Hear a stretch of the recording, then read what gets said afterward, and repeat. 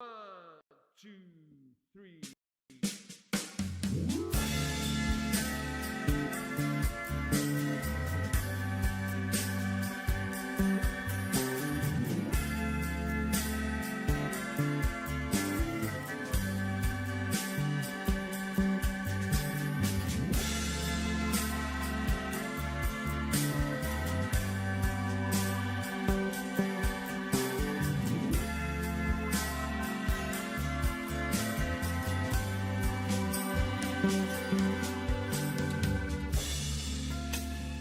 When you start to question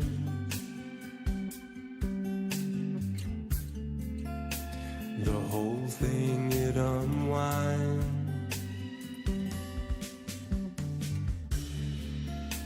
Behold the great deception.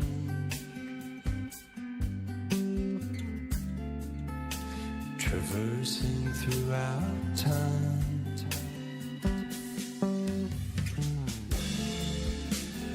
Do you dare to question if there's a grip upon your mind?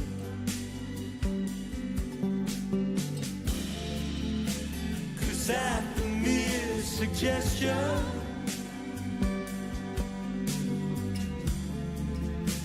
it leaves you all entwined.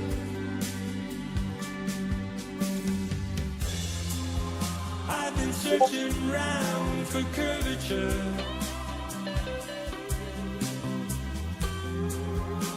but there ain't none to see.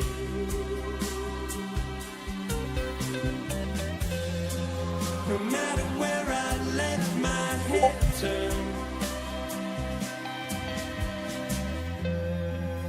seems awfully flat to me. Will you start to question the shackles of your mind? If you let it open, you know there's truth inside.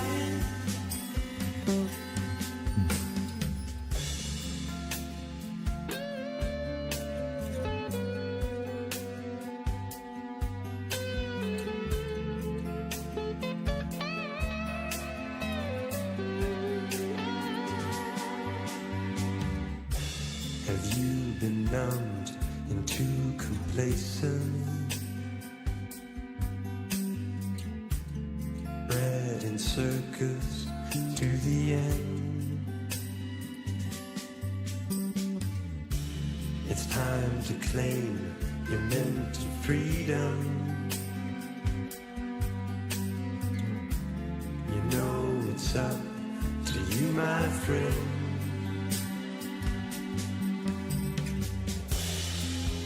I've been searching round for curvature,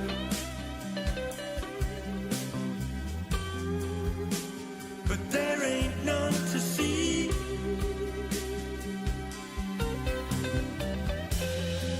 No matter where I let my head turn, seems awfully flat to me.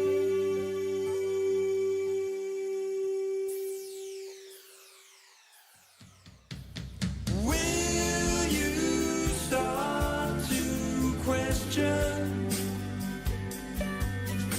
the shackles of your mind? If you let it open,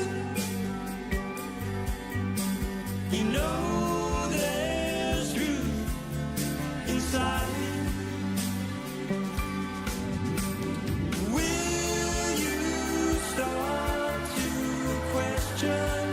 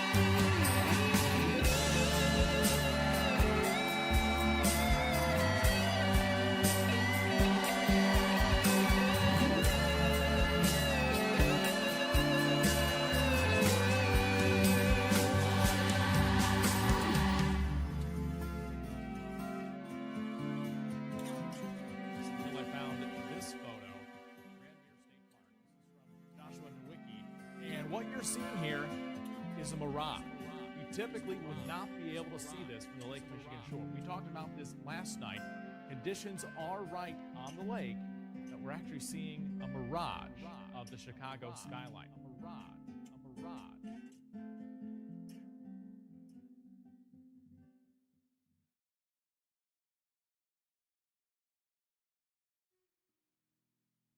Can't remember how long the song is, so I might be talking over it.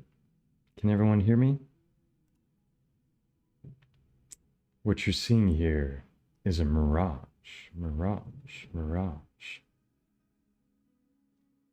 How's my audio?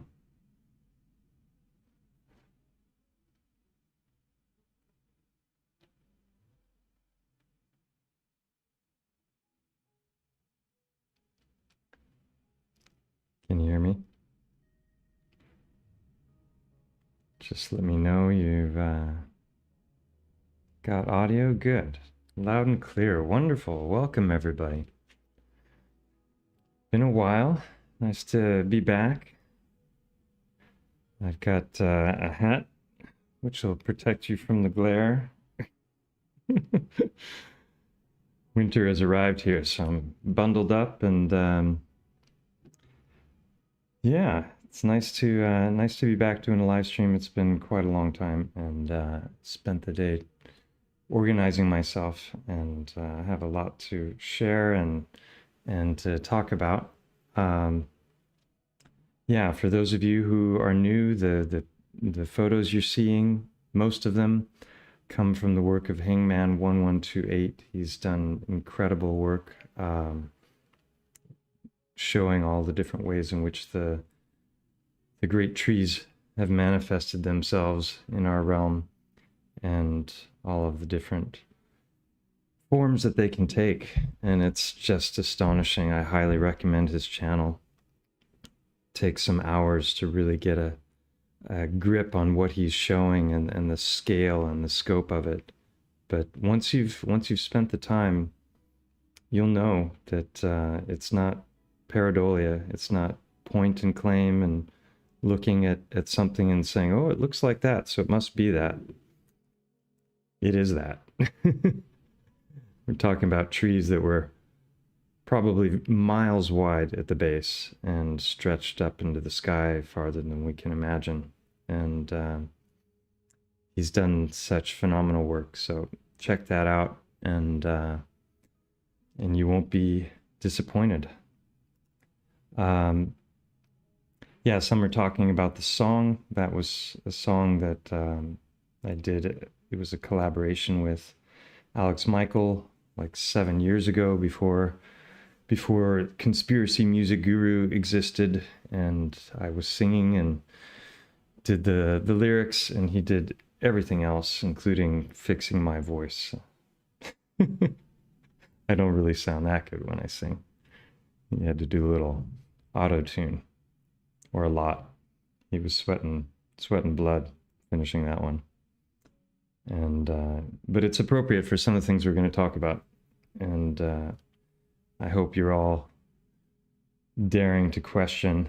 And yeah, so I'll just start off with some announcements here, and let me just turn off the video there. So I've been invited to speak at this event. I should have done a live stream sooner. This is starting tomorrow. I will present on the 9th, and it's just a true honor to be invited to the True Earth Summit. I can't remember how many they've done, at least one other. I think there's been several. And it's just an amazing lineup of people who are going to be presenting. That's the schedule, but let's see if I can find the presenters. Where are they? Thought I had that all ready to go. Let's see who's... here we are. So yeah, Friday and Saturday, it's an online event, and I'll show the ticket information in a moment, but it's got some really, really great people. Let me turn myself off here so you can see the whole screen. Yeah, so David Avocado Wolf, Amanda Vollmer. There's a whole bunch of people that, or several people I've never heard of. David Weiss is going to be there presenting. A bunch of people are presenting on matters related to health. Kelly Brogan, Andrew Kaufman, Mike Winner, they were some of the people, and Amanda Vollmer as well, that were involved in a series called The End of COVID, which ran, and there are, let's see, The End of COVID.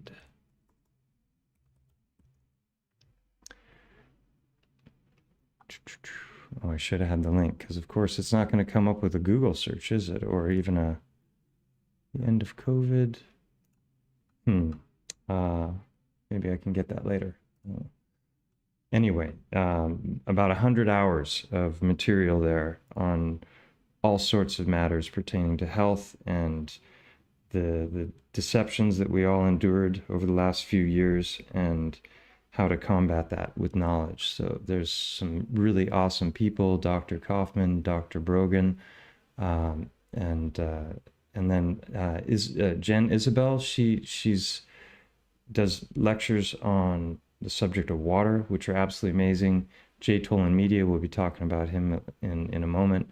He's got some of the best evidence out there that our world is not what we were taught it was. Iro Landucci as well. And of course, Austin Winston and Jaron Campanella, who are the hosts. And those guys are legends. So yeah, real pleasure to have been invited to this. And if you click on the buy now, you can see the different ticket options, general admission. That'll get you all of the lectures. You can pay $20 to see the past summits. There's VIP admission, some gifts as well. Like if you sign up for this, you can get all of Alex Michael's 5 albums for 23 euros, which is an absolute steal. And the way it works is if you do sign up, there's a question here, where do my payments go and do the speakers receive compensation? So you can actually choose whether you want it to go to a share of your ticket price to a specific speaker or to just all of the speakers collectively. So it's really going to be fun, and I'm sure both entertaining and filled with all kinds of valuable nuggets when it comes to all sorts of important matters. So greetings to everybody in the chat. How many? All right, over 100 people already. This is awesome. Just say hello to some of you. Shiva Shampoo, CJDV, Mercy Seat, Wendy, Glory of Yah's Creation. Wonderful to see you all. OIC, Dean Kendall. There's just so many familiar names. Pamela Swan, 13th Monkey, Mike Tokayo in the house, Star Fort Mapper Extraordinaire. It's a little late for me, 10:15. I probably should have started early. My tongue isn't quite working. I'll warm up though. Yeah, so that's one thing. There's let's see, I'll play this little promo video. This is awesome.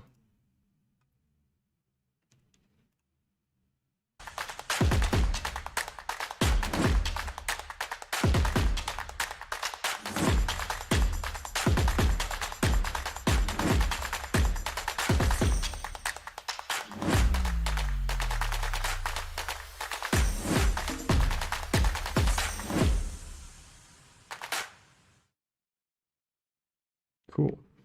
So yeah, that'll be tomorrow, starts tomorrow, and I'll be presenting on Saturday. And another fun thing that's just happened is I was invited to speak at this conference as well. This is Anarchapulco. I think they're going into their 10th year now, and they're going to do it even though Acapulco got hit by the most bizarre storm in history. I think it's the first time a hurricane has made landfall on the west coast of of North America, and just devastated Acapulco, but apparently the site where the hotel is still in great shape, and it's going to happen. And I think a lot of the proceeds are going to help the community in different ways. This is an amazing event, a true honor to be invited to this as well.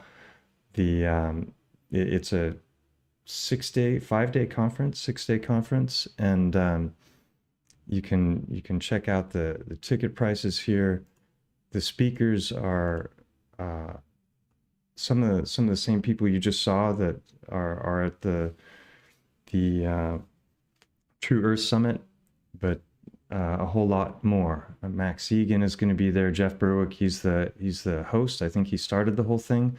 The Dollar Vigilante, Larkin Rose, Marjorie Wildcraft, Catherine Bleich Bonandin, Vit, I have no idea, Jedlika, Andrew Kaufman again, Gerasimos, Sophie Fletcher, Mariam Henein, David Icke.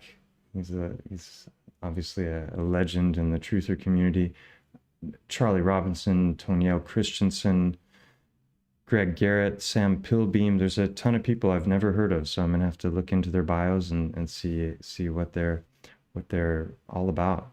Danny Sessom, Beth Martins, Steve Falconer with Spacebusters. He's also been involved in, I think, the end of COVID, and he's done some great stuff on the end of germ theory as well.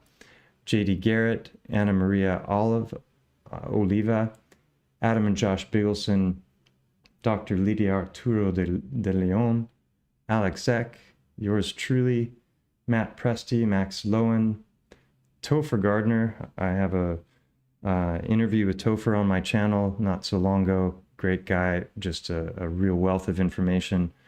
The one and only David Weiss will be there. Jay Noon, Patrick Henningsen, Eric Anderson, Ian Smith, Mike Winner, Paul Dork, and Francisco Cabañas. Rise Above. I have an interview that I did with them on my channel as well. Mike Winner and Bear Lando, they're part of Alpha Vedic. I interviewed with them about a month ago. Raymond Grace, Brian Stavely, and Shiva Shampoo are both going to be presenting on the Mandela Effect.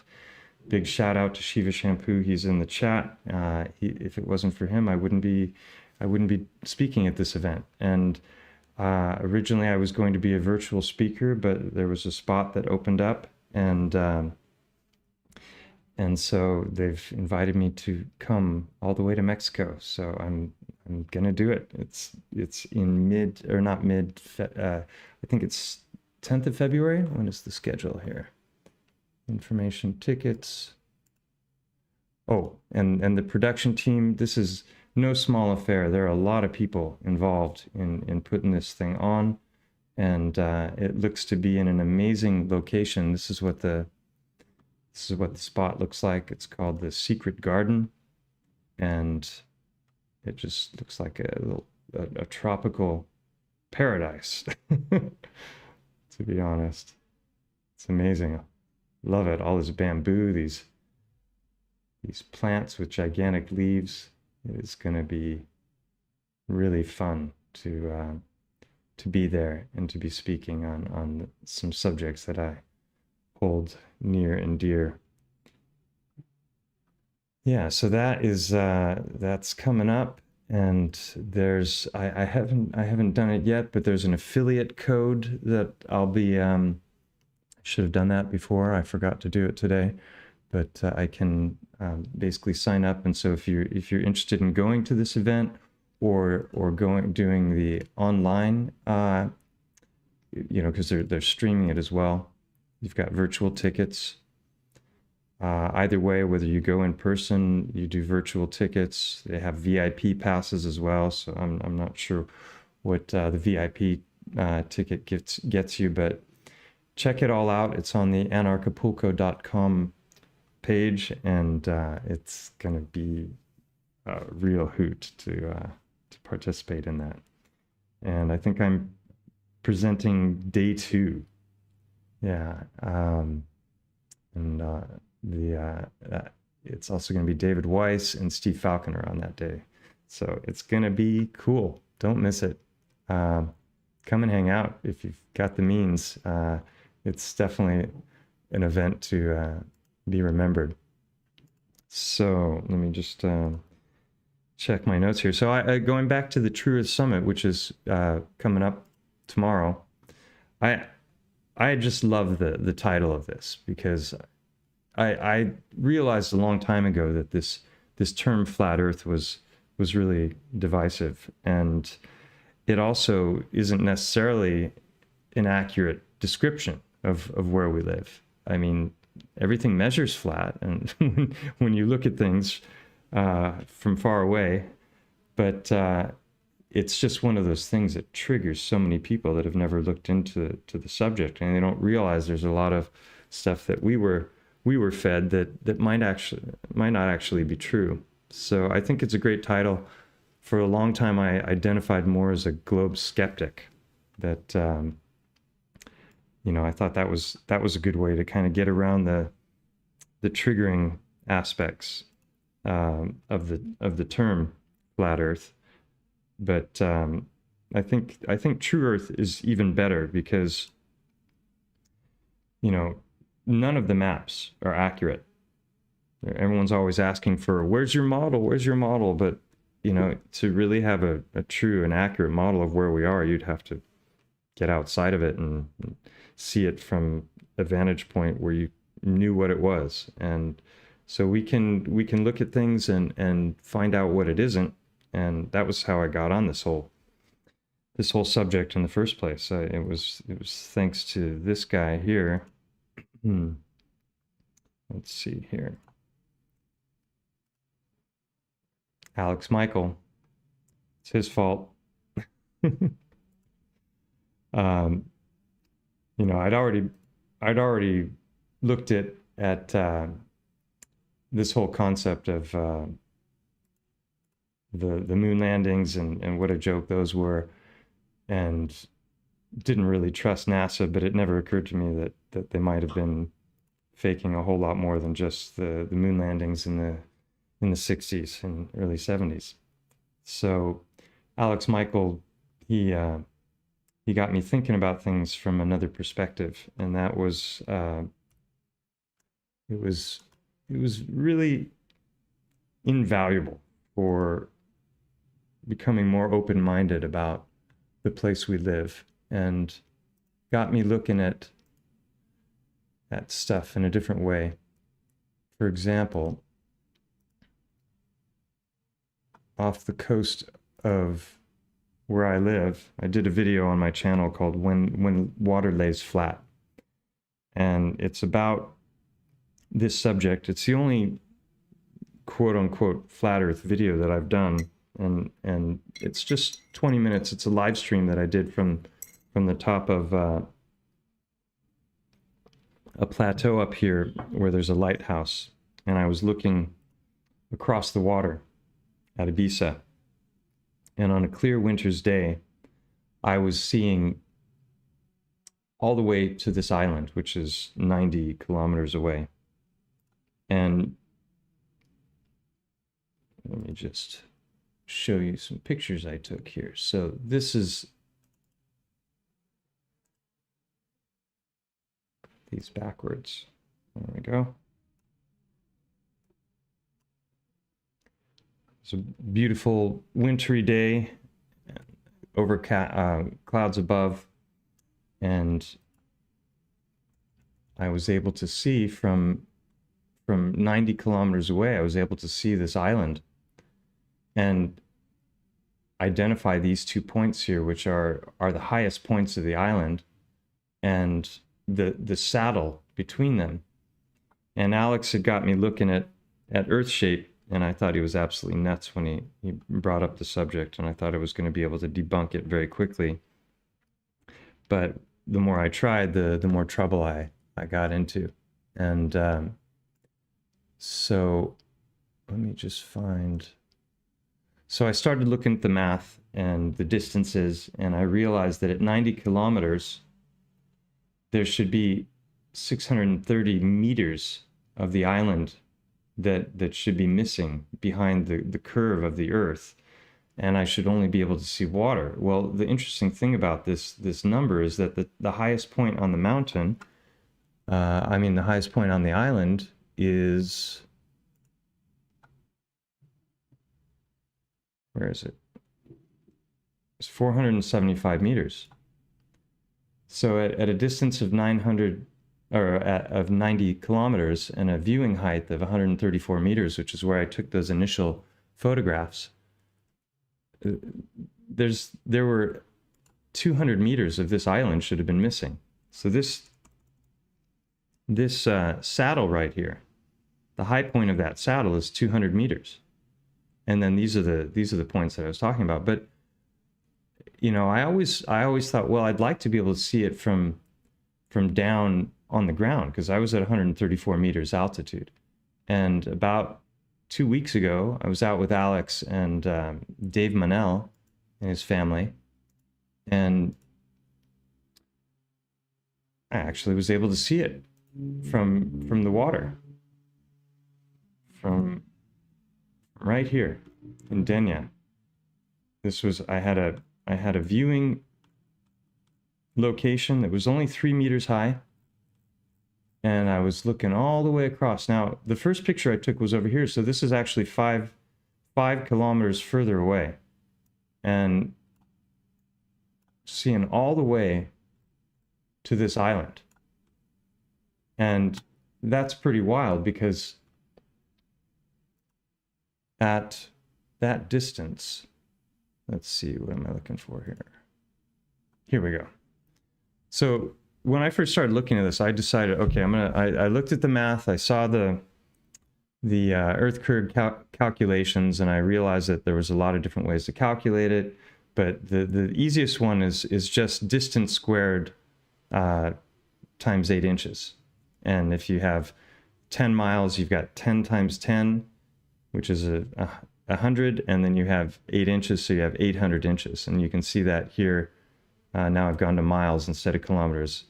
Grew up in the US, and now I'm in Europe, so I'll be bouncing back and forth between those. But at 10 miles away, 66 feet should be behind the curve. And, so I started looking at that, but I decided to go to the most conservative Earth curve calculator on the net, which is this site called Metabunk. They're anti-flat earthers of the highest order.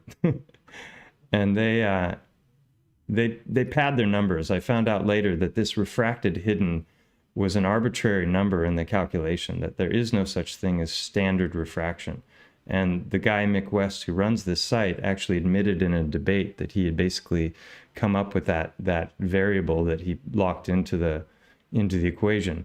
So really what we're talking about is not a refracted drop, but the geometric drop, which is even more. So at that distance of 95 kilometers and a viewing height of 3 meters, even using the most conservative Earth curve calculator on the net, there should be 619 meters of that island behind the curve, which is problematic because the island's highest point, what did we say it was a moment ago, is 475 feet, or 475 meters. So what, 150 meters or so should be, the top of the peak should be 150 meters below the horizon. And on this day, a couple weeks ago, I finally managed to get this picture, and you can see, I could see it better with the naked eye. I took this with my Samsung telephone. no special optics, no nothing. But here you can see behind the boat, you can see very clearly. Some of this is occluded, right? You've got, there's no doubt that some of the island can't be seen, but there we're talking about atmospheric occlusion. The atmosphere, the density of the atmosphere is getting in the way, and it creates what looks like a mirage, right, where it's lifting up. Well, that's what they said about the Chicago skyline, and that's what the song, the question song is talking about. At the very, very end, it's like, what you're seeing here is a mirage. And there's this famous shot that was taken from across Lake Michigan where where you could see the whole Chicago skyline. And so it started to get a lot of people asking questions. And so that was actually a quote from the news station that was reporting on how what you're actually seeing there isn't really the city. What's happening is light is bending in such a way that it's just lifting the city up to the horizon so that you see it as if it was really there, but it's not really there. And that was fun, a funny perspective. And Rob Skiva and my good friend Rick Hummer, rest in peace, Rob Skiva. He was a wonderful man. He passed away. They decided to test that theory, and so this is that famous shot, and this is the guy trying to explain with what happens to the the atmosphere why you should be able to see this thing. With the right conditions, we have an inversion. We have cold air near the cold lake water and some relatively warmer air above it. This will bend the image of that skyline back towards the viewer. And so typically we would not be able to see this. This image would be viewable from much, much higher in the sky up in space. But instead, we're able to see it on the Lake Michigan shore. To just drive. That all sounds wonderful, right? But what they did is they got in a boat and they got a powerful camera and they trained it on the Chicago skyline on a day when you could see it, and they drove the whole way across and filmed. There they are, Rick and Rob, great guys, and they filmed the whole way across, and it wasn't a mirage. They could see it the whole way. So that was debunked. But if that wasn't already enough, there's laser tests, there's flashing of mirrors that's at ground level across many was of water, and you can see the flickering of the mirror. But the real one for me, and this gets back to was it Anarchapulco? I can't remember. I think no, it's at this one at the True Earth Summit. Where is it? Speakers. Jay Tolan is presenting there, and he's just done amazing stuff with optics. This guy, Jay Tolan Media, highly recommend this channel. And what he's done is taken incredibly powerful cameras and fitted them with really huge lenses, and then infrared filters. So what the infrared does is it cuts through the atmosphere. And I'll just play this video because it's only 2 minutes long.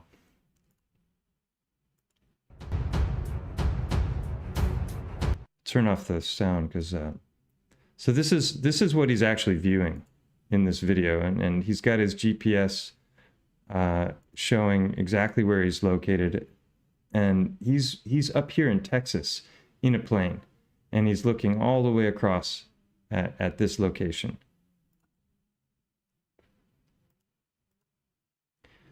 And as I said, the infrared cuts through the atmosphere, because what's happening is the sun is heating the earth, and that warmth is what's being picked up by the camera. So this is a regular lens here that he's showing. And now he's putting on the infrared lens.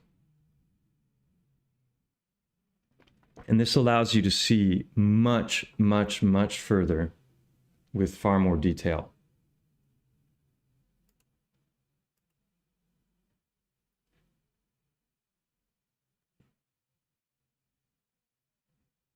So here you can see he's in the plane moving, and the clouds are moving. You can see the parallax between the clouds, and this is it. This is the globe killer. So from where he is in Texas, looking across, he's got the whole Gulf of Baja California, and you can see Baja right there. And then Cabo San Lucas is at the bottom tip of Baja California. That's 760 miles from where he's viewing. If you run that through, I can't remember we can do it right here. Where's Metabunk's calculator? So we'll go to miles. 750 miles They've changed it. They won't. Oh no, there it is. Okay. 750 miles. We'll just say what's an average viewing altitude, 35,000 feet. So even if you allow for their refracted hidden, you're talking about a drop of 143,875 feet. I mean, basically, this peak here at the very end, if that was as tall as Everest, and you stacked another Everest on top of that, the tip of the second peak should be well below the horizon. And I think later in this video, he shows that you can see clearly the water behind also. So he's seeing further than 760 miles at that distance. So it's just one of those things that makes you go, does that mean it's a flat Earth? Is it a disk floating in space? I don't think so. I don't know. Who knows what it is? But isn't it interesting that all of the powers that be, they like to use that map in their logos. It's pretty fascinating. Anyway, so that's kind of how I got on to the subjects that I'll be talking about today. The Petrified Bride, I'll get to that in a moment.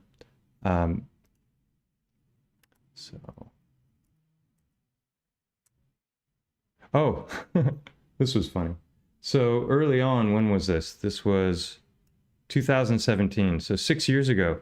After I took the first photographs from Ibiza, I took these. So I got the idea to go out with my camera, my phone, and I just took a little set of binoculars and I put the binoculars in front of the lens of the camera, and I took this picture.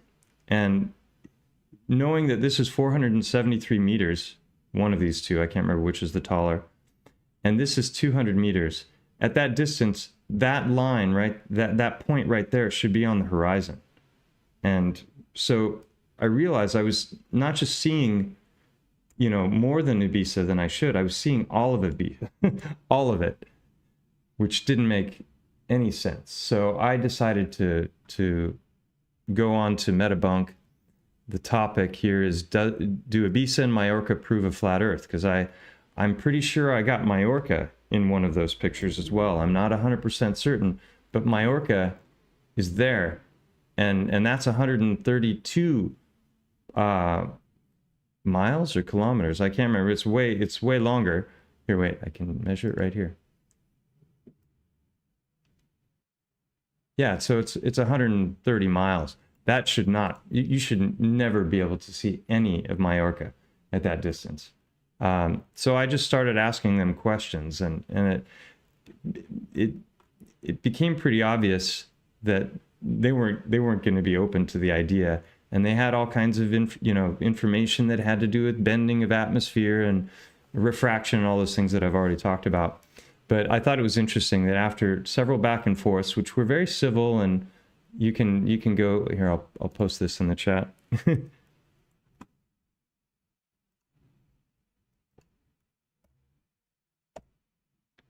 You can see my wording and their responses and see if you think their responses make sense.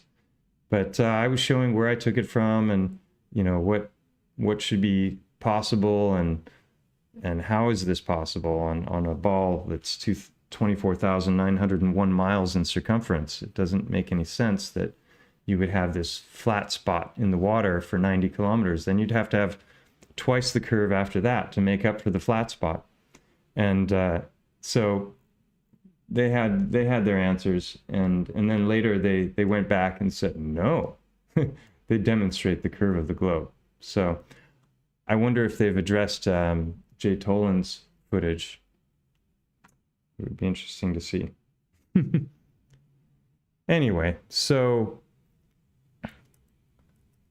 I made that video when water lays flat, and then just the other day I managed to see way more of Ibiza than I should have. The top peak of Ibiza from my viewing point in that distance should have been 150 meters below the water, and I took that with my phone. So imagine if I had had the kind of optics that Jay Tolan had, I probably would have been able to see boats in the harbor in Ibiza. Anyway, I identify actually as more as a toroid earther. But I love the true earth term because it suggests that, hey, we don't know exactly what it is, but we're trying to find out the truth, and we're not afraid to ask uncomfortable questions and question the unquestionables and to actually do experimentation. And what we get are, as far as the critics, are straw man arguments, misrepresentations. We get censorship. I mean, if you do a search on YouTube, it's such a joke. If you search for anything related to the subject, what you get are literally hundreds and hundreds of videos that are there to just make the whole topic look really, really stupid and get you to just walk away shaking your head. How could anyone believe anything like that? So, you know, the fix is in, as they say.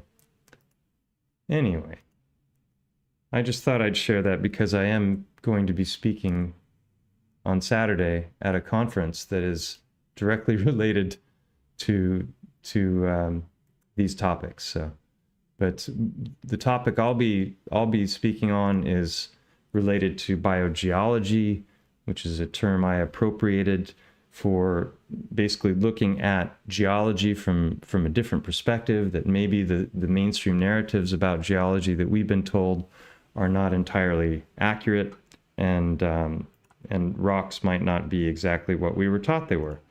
And so this is a lecture that I gave to another group called Biogeology 101. And I think it's interesting. The 101s in college are a oftentimes a joke when you start to dig into what they're sharing in the basic college courses on a whole variety of subjects. So I thought it was funny that 101 is also LOL, so laughing out loud at us perhaps. Or another one is the pillars, and we might be the zeros between their pillars, if you know what I mean. Anyway, that's some of the stuff that I'll probably be touching on Saturday. All right. So, moving right along. How's everybody doing? Still got good audio? And where there it is. Let me just check in with everybody.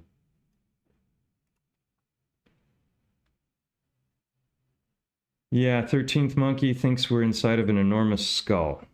You could be right. Let me just back up, see if there's anything going on here.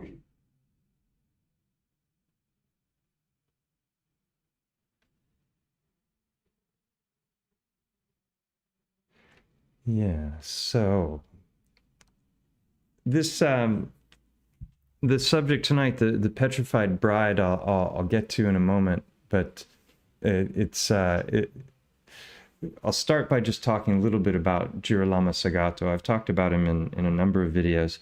He was a guy who lived in the 18th century in Italy, and he was an aficionado of Egyptology and traveled to Egypt and was in one of the, or as the story goes, I should say, was in one of the pyramids and became absolutely obsessed with the process of mummification, and came back and started engaging in all kinds of experimentation in order to try to petrify flesh. And he succeeded in a variety of ways. And there are museums that are dedicated to his gruesome accomplishments. So here, while in Egypt, Sagato had himself lowered into a pyramid, came out 3 days later a changed man, obsessed with mummification. In 1823, he went back to Italy, settled in Florence, and developed a technique for the mineralization of human remains that left his materials with their original color and elasticity.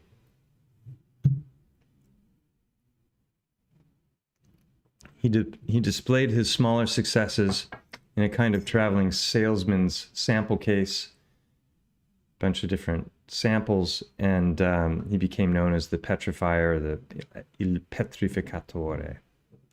And people were whispering that he practiced Egyptian black magic, and that the real reason his experiments looked so lifelike was because his material wasn't all that dead when he started to work on it. And Sagato wanted to be accepted as one of the boys, but it didn't happen. He ended up dying with his secret, and on his tombstone it says, "Here rots Girolamo Sagato, who would be whole and petrified if he hadn't taken his secrets to the grave. He was a glory of human knowledge and a gloriously unhappy man." And here they've got him as Medusa, the goddess of petrification. Yeah, so he wasn't the only one, though. There was another guy named Paolo Gorini that also managed to do similar things. I had a link for him here somewhere.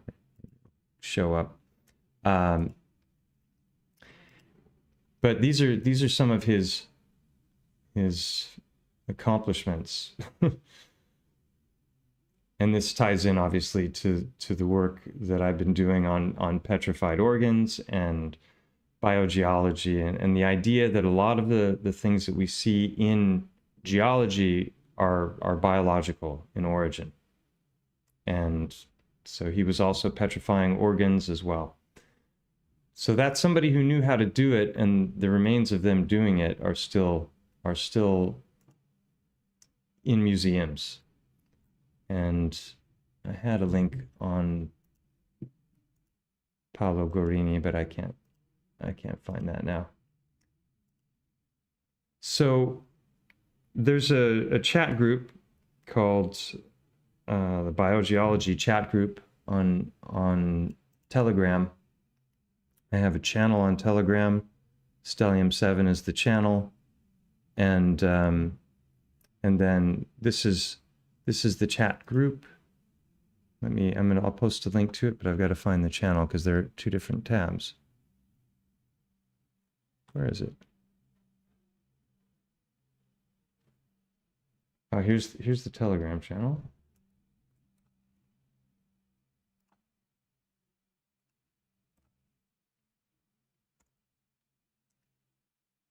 And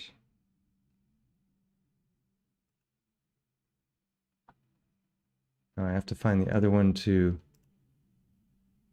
No. There it is. Here we go. So for any of you who might find rocks that you want to share, you can share them with the group there. Also, if you go to the chat group here, you can click on the photos and the media, and you can see all the stuff that's come before. Some really interesting things have been shared in the group. I don't get a lot of time to get in there, and I should moderate it better than I do, but at least it's a place where people can share the stuff that they've found. So the reason I brought that up is because one of the members of that group, called the Fossil Man, shared this with me the other day, and it was just mind-blowing. So this is, here, I'll post this link as well. This is a long article, but it's worth the read. So I'm going to read this out loud. A bride turned to stone. A marvelous case of almost instant petrifaction. A fatal draft from a stone in a geologist's cabinet. An astonishing story from the pen of a Louisiana physician. So the date is, it comes at the end, I think. To the editor of The Sun, Sir, there have been so many comments in the papers, and I received so many letters which it is impossible for me to answer in reference to the curious case of petrifaction, which recently came under my notice, that I am constrained to write an account of the whole affair, giving at the same time my hypothesis as explanatory of the rationale. Mr. Frederick Haller is by profession a lawyer. He early acquired, however, quite a fondness for the natural sciences, especially geology. He has perhaps the largest and most complete geological cabinet in Louisiana. Whenever he wishes to relieve himself from the dry details of law, he withdraws himself into his rock study, as he calls the apartment where he keeps his cabinet and books relating to science, and there passes many hours in experiment, in reading, and in manipulating the geological and paleontological, I always get that one wrong, collections which, through a period of nearly 30 years, he has drawn together. The Beautiful Bride. Having married early in life, some 5 years ago, he lost his wife and gave up his household affairs to an elderly maiden sister. Something over a month ago, he married again, taking as his bride a beautiful and charming young girl of 16. As a physician to her father's family and an intimate friend, I was an honored guest at the marriage ceremony. I'm sure I never saw a more beautiful and happy bride. No one could have dreamed of the strange fate which awaited her. On the morrow, after the wedding, Mr. Haller took his young bride to his residence, a splendid mansion in the suburbs of the village. She was accompanied by a number of her female friends who were to spend the day with her, while he, having business of importance at his office in town, promised to return as speedily as he could to dispose of the business.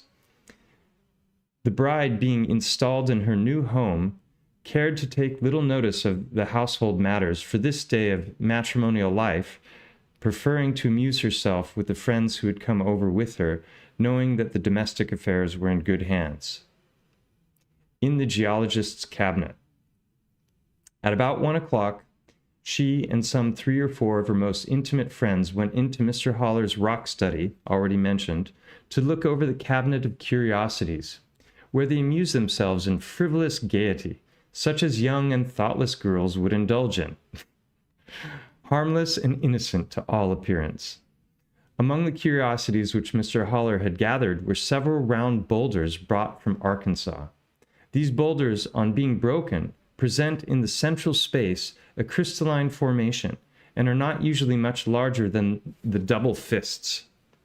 One of these, however, was unusually large, measuring 21 inches in circumference. Frequently, the internal surface, always hollow, contains water, or rather a concentrated solution of silica in water. This fact was known to one of the young ladies who mentioned it. At once they began to wonder whether there was water in the large boulder. 2 of the smaller ones had been broken, showing in the center large crystals, and had contained water according to the assertion of the young lady who had gained her information at some other time in a previous visit. The fatal draught. At once it was proposed to break the large one, and several ineffectual attempts were made by them with the geological hammer that was always present. They called to their aid a colored man, a servant on the place, who was requested to break open the rock, as they called it. He readily consented, being willing to thus render his first service to the new mistress. A pitcher being placed under the boulder as the man held it. One sturdy blow of his stalwart arm cracked it, and the fluid within ran out and was collected in the pitcher, scarcely losing a drop, there being half a pint of it. A few additional blows opened the boulder, presenting large, fine, transparent crystals of quartz. They were much admired, and other friends were called from the parlor to look at the novelty. The bride, without ever giving it a thought, conceived the notion of drinking the water from the boulder. She poured most of it into a glass tumbler, nearly filling it, and lifting it to her lips, she drank first to the health of her husband, and then to that of the unmarried friends in the room, wishing them shortly to be happy brides like herself, and drain the glass, all being done so quickly that no one had time to interfere or think that any consequence might follow. Rigid in death. At first it was thought that no harm was done, and it was considered a fine joke, and much merriment was made. But in a few minutes the youthful bride complained of excessive pain in the stomach, and she began to realize the rashness of her action. A messenger was sent in haste for her husband and myself. Mr. Haller's office being near my own, we received the message almost simultaneously, and we rapidly drove in my buggy to his house. When we arrived, she was dead, a period of 15 minutes having elapsed from the time of taking the fatal draught to the time of extinction of life. They were just laying her out on our arrival. To my surprise, I found that she had grown in that short period so rigid as to render it difficult to straighten her limbs. In the course of 3/4 of an hour, her entire body became as hard and inflexible as bone. I pass over the grief and consternation of the husband and the family as something too sacred for remark, confining myself exclusively to the scientific facts. It was plain that something akin to ossification had taken place. On more minute examination and inquiry, I found that the dissolved silica she had taken into her stomach had been absorbed and transmitted by the chylopoietic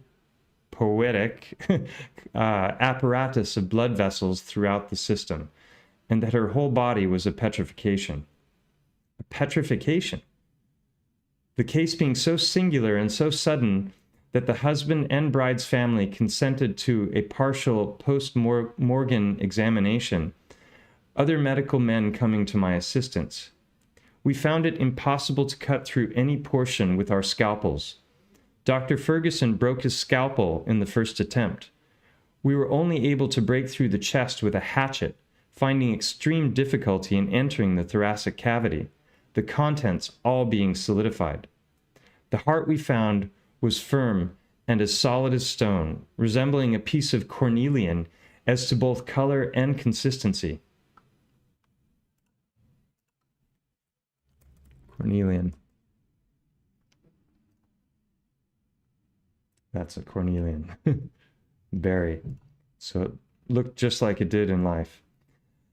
Entering the abdominal cavity only by means of repeated blows of the hatchet, we found the contents of the stomach, the food, the bile, the liver, and other neighboring organs solidified. It is needless to say we found it impossible to remove anything except in fractured pieces. The arteries and veins were perfectly rigid, the blood itself being changed to stone. Changed to stone. Having satisfied ourselves of the stony character of the entire body and its contents, it was delivered to the family and interred. Some suspicions have aroused that there might have been poison in the pitcher which held the silica solution. All the witnesses have been sworn and have testified under oath. My first object was to secure the remains of the solution of silica left in the pitcher, there being about an ounce, which I carefully put into a vial, corking closely. Portions of this have been variously tested, the results each time showing simply a very strong solution of silica in pure water. The few drops which had been left in the tumbler, exposed to evaporation, became in short time a hard, clear concrete, resembling flint, or rather transparent quartz, yielding sparks on being struck against steel. The cause of petrification. The pathology in this case, while it is very striking, is very plain, although I differ with my confreres in regard to the final or ultimate cause. It is well known as a geological fact that petrification are due to the infiltration of siliceous earth or lime into the interstitial space of the substance undergoing the process. It is well known also as a physiological fact that various substances, usually medicinal agents, when taken into the stomach, are rapidly conveyed to every portion of the human body, in some instances in the space of 2 minutes. In this instance, the flint of quartz, calcareous earth, was held in a solution, and being swallowed was rapidly conveyed everywhere throughout the body, filling the interstitial spaces, and the necessary result was almost instantaneous petrification, solidifying the tissues and ending in death, the process being that of infiltration. So he's describing what's known as permineralization, which is what we're told about petrified trees and how different fossils are formed, is that this is also the mud fossil theory, is that there's an infiltration of the different minerals that are in the surrounding material into the fleshy parts of the body as the water and the gas are working themselves out. But we're told that happens over thousands, tens of thousands, even millions of years, and this has obviously happened in a matter of minutes. This is the geological view, and while it is in the main correct, it wholly fails to explain why so small an amount of the solution should petrify so large a body and should do so in such a brief time. I do not believe that on the hypothesis of infiltration alone, petrification would take place so rapidly. There is no doubt of the absorption of the dissolved silica and of its rapid conveyance to every part of the body, but that the petrification is owing to the infiltration I could not admit. It must be explained under a different hypothesis. It's well known by physiologists that those protein compounds, albumin, fibrin, casein, and gluten, are the proximate organic elements which constitute the compounds of the human body. The protein compounds are formed by carbon, hydrogen, nitrogen, and oxygen in definite proportions, according to my distinguished countryman, Professor Colliker. Thus, carbon 40, hydrogen 31, nitrogen 5, oxygen 12, each having a different amount of phosphorus and sulfur. This combination forming so many molecules. Now, silica is a compound of oxygen and silicon. In a very small amount of silica, the number of atoms in silicon is immense. The very moment the silica enters the circulation and is distributed throughout the capillaries, it parts with its oxygen, and each atom of silicon is set free, combining with a protein molecule. These protein molecules, which form respectively the albumin, fibrin, casein, and gluten, at once change these organic elements into what might be termed petrifactive elements, destroying, as it were, the vital germs and substituting inorganic proteinaceous principles. I submit this as the most philosophical rationale. To all inquiries, in conclusion, I would say that I invariably answered all correspondents who have sought information from me in regard to this case, who have written in a candid manner, searching after truth, and who did not seem to be writing out of mere idle curiosities. One correspondent went so far as to ask whether the body could be obtained for exhibition, offering a large sum of money. Such unfeeling wretches are not worthy of being replied to. I may add that I may be addressed at Marksville, Louisiana, but that after the 1st of March, I shall be for the greater part of next year at Parcham, blah, blah, blah. So, P.S. This case is not altogether anomalous. I will cite a passage from Dr. Austin Flint's recent treatise upon the practice of medicine. A change in composition due to the deposit of earthly salts is more or less abundance, in more or less abundance, constitutes what is called a calcareous degeneration, calcification, or cretifaction. As just stated, this is apt to supervene upon the altheromatose, I can't even say it, deposit in the large arteries, which within the heart, leading in the latter situation to various deformations of the valves. The term ossification is generally incorrect applied to this change. And furthermore, he met with a case of pleuritis in which the pleura is, so our organs are inside the chest and abdominal cavities, and those cavities are made of the pleura. So that's an even larger fatty sac. So the pleuritis, in which the pleura had become hardened by calcareous deposit to such an extent that it was removed entirely with several quarts of liquid which it contained, and when opened, the liquid removed, it did not collapse, but retained the form of a solid box. So this was posted in a newspaper in 1874. And if you think about, what I talked about before, the works of, I closed them, of Girolamo Sagato, he probably somehow came across whatever was in that water that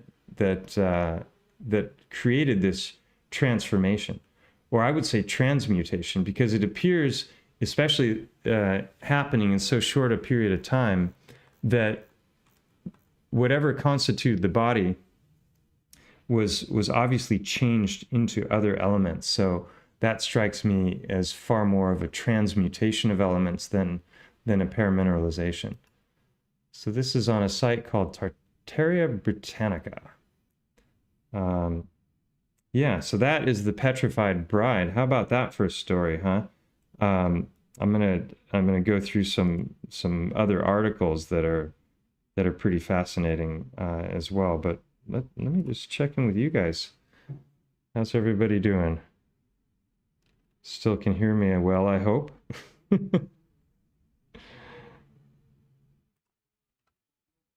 See what's happening here. So 168 watching. Thank you for joining in. Wonderful to see you all here. So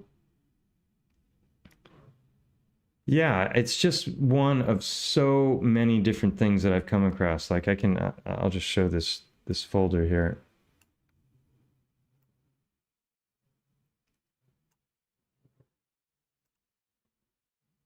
Once again, it always defaults to top chat, and I forget to go to live chat, so I end up missing a ton of the things that people are saying. So I apologize for that. Yeah, those compounds would have been difficult to ID. That's for sure. Can't wait for the Disneyfied version. So,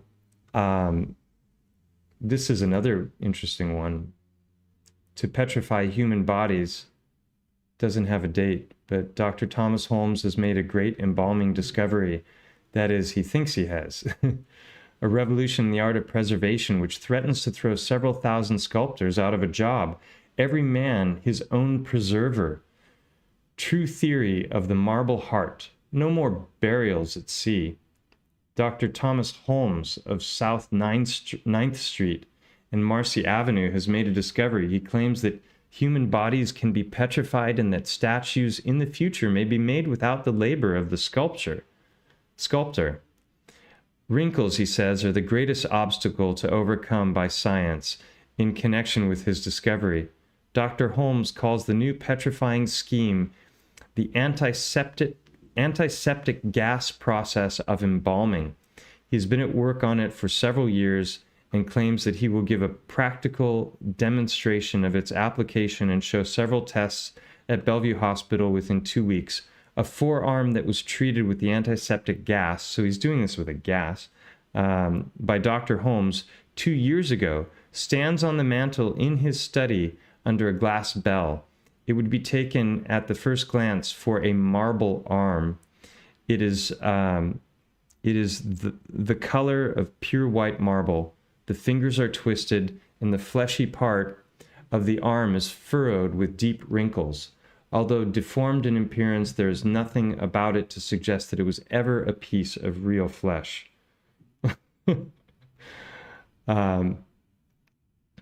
Responsive to the volition of a human being. The observer would more naturally imagine that the arm was a plaster cast taken from the body of some person deformed in that member. So I'm not going to read this whole one because this is long as well, but you can pause to read the rest of this article.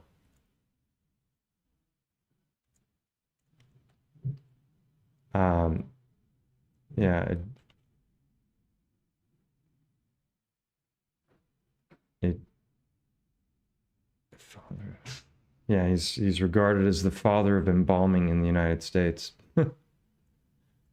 Yeah. So that's one of many examples. There's examples of a petrified heart that was found. I've read this article a few times in the past. I had a subscriber that shared with me a story of his burial of his beloved dog. He created a pyre with some of the hottest burning wood that was something like 8 feet long and 6 feet tall, and it burned for over 24 hours, extremely hot. And when the burn was done,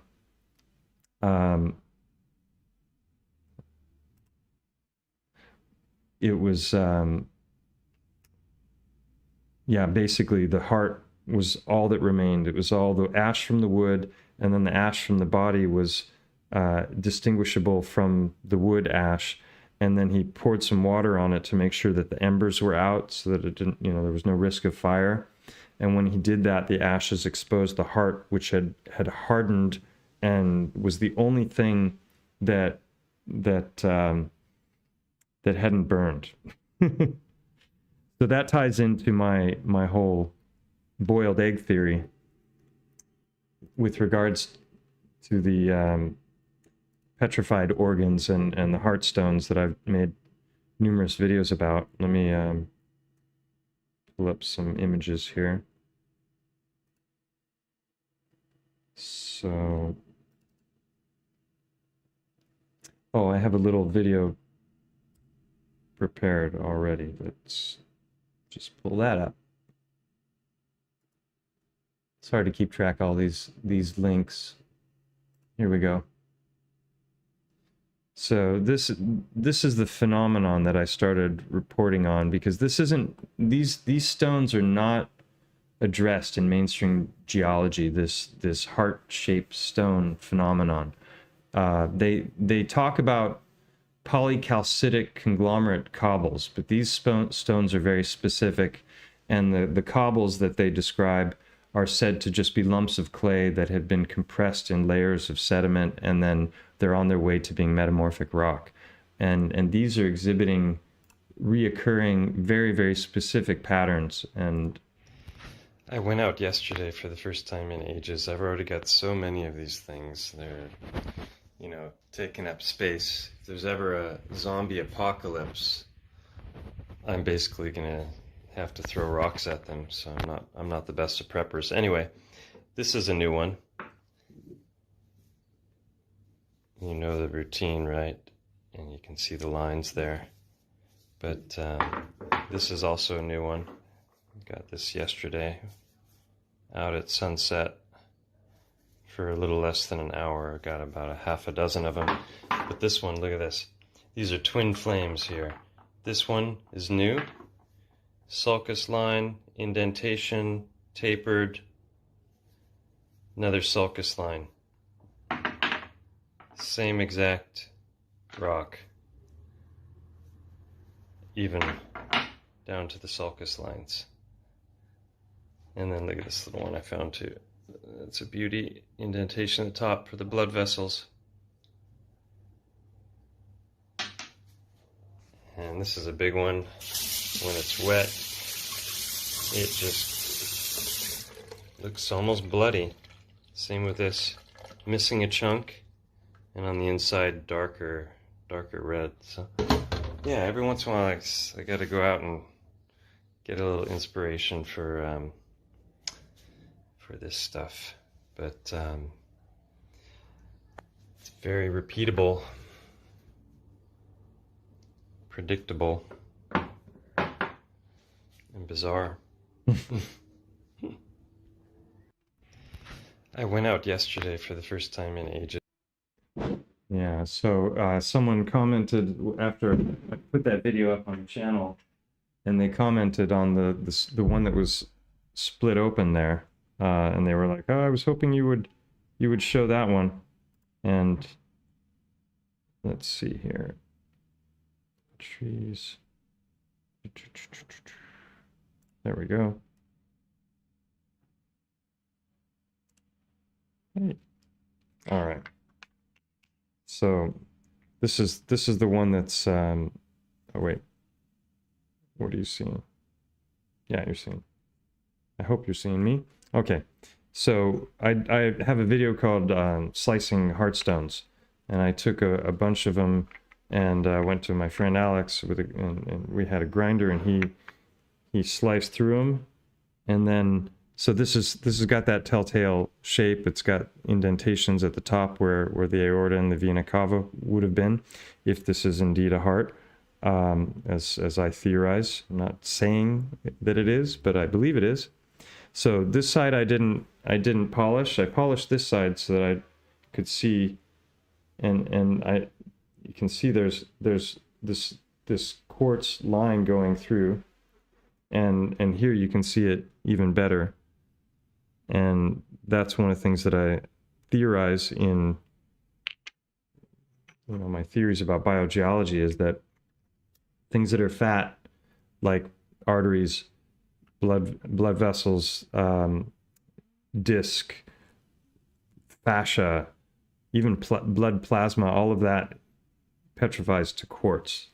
So I sliced a whole bunch of these open, and not only does it have all these features on the outside, but it's also showing what appears to be an artery on the inside of the heart. So just wanted to show that because someone asked to see it. And then I went out the other day. This is one of the biggest ones that I've brought back. That's in my office. That's 1.5 feet tall.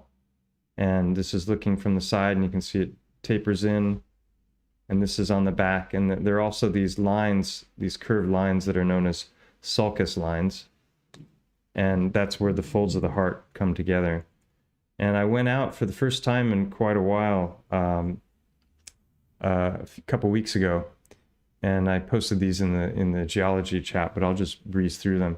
So this is what I mean by this being a very repeatable pattern. That's the front, and that's the back, and you can see the sulcus line is there. Just make sure I've got the right thing on the screen. Yeah. Okay. And there's another one, sulcus line, backside. Sorry, going too fast there. That one's missing a chunk, but it's got the form.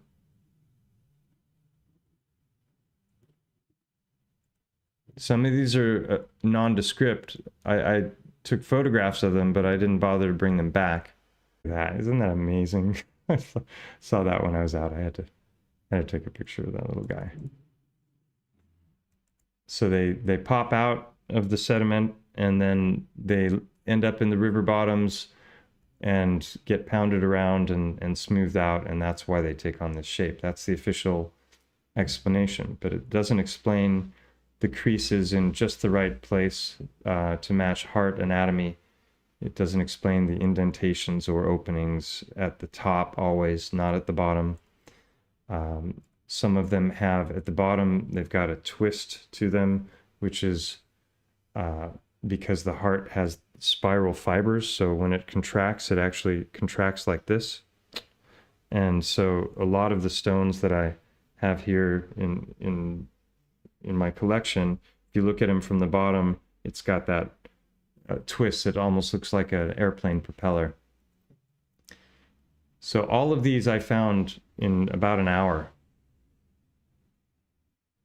There's the sulcus line right in the right place. So it's one thing to find a harp-shaped stone, or a stone that's shaped like a bicycle seat. It's another thing to consistently find these creases and these lines in the same spot over and over again.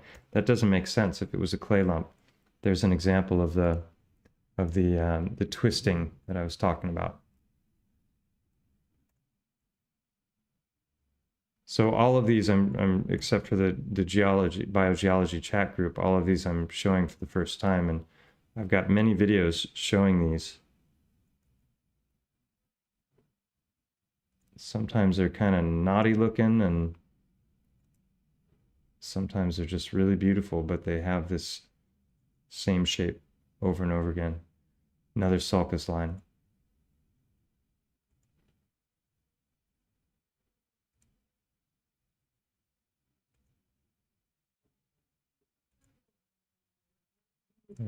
And sometimes they have openings. The very first stone I found had both the aorta and the vena cava opening at the top, and it had the remains of what appeared to be the papillary muscles, which contract and they open the valves of the heart.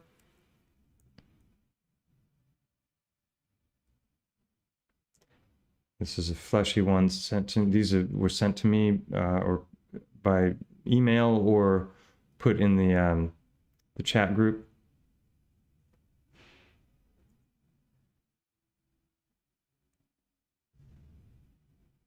So I have a playlist for petrified organs on the channel, and I have a list or another playlist called Biogeology Tidbits with like short videos that are touching on these subjects for people who don't have a lot of time, because some of these videos are longer, you know, to go through the anatomy of them. And I've taken microscopes to them. I got an endoscopic camera to look inside, and some of them are just phenomenal.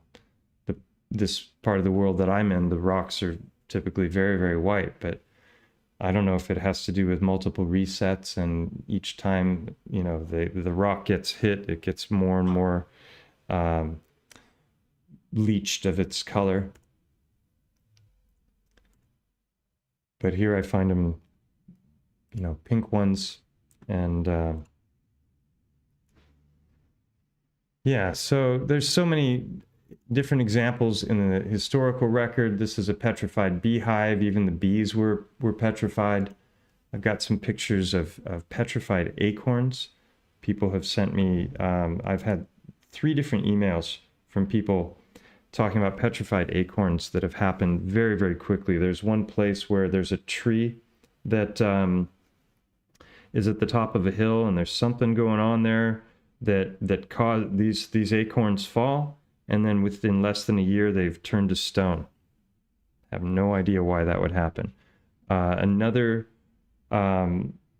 subscriber sent me an email about acorns that she had collected, she or he, I can't remember, had collected a bucket of acorns and then put it by the side of the house, and the bucket sat under the gutter, and so when the rainwater would hit, it would go down the gutter and then it would land in this bucket. So those acorns sat in that bucket for less than a year, and they all turned to stone.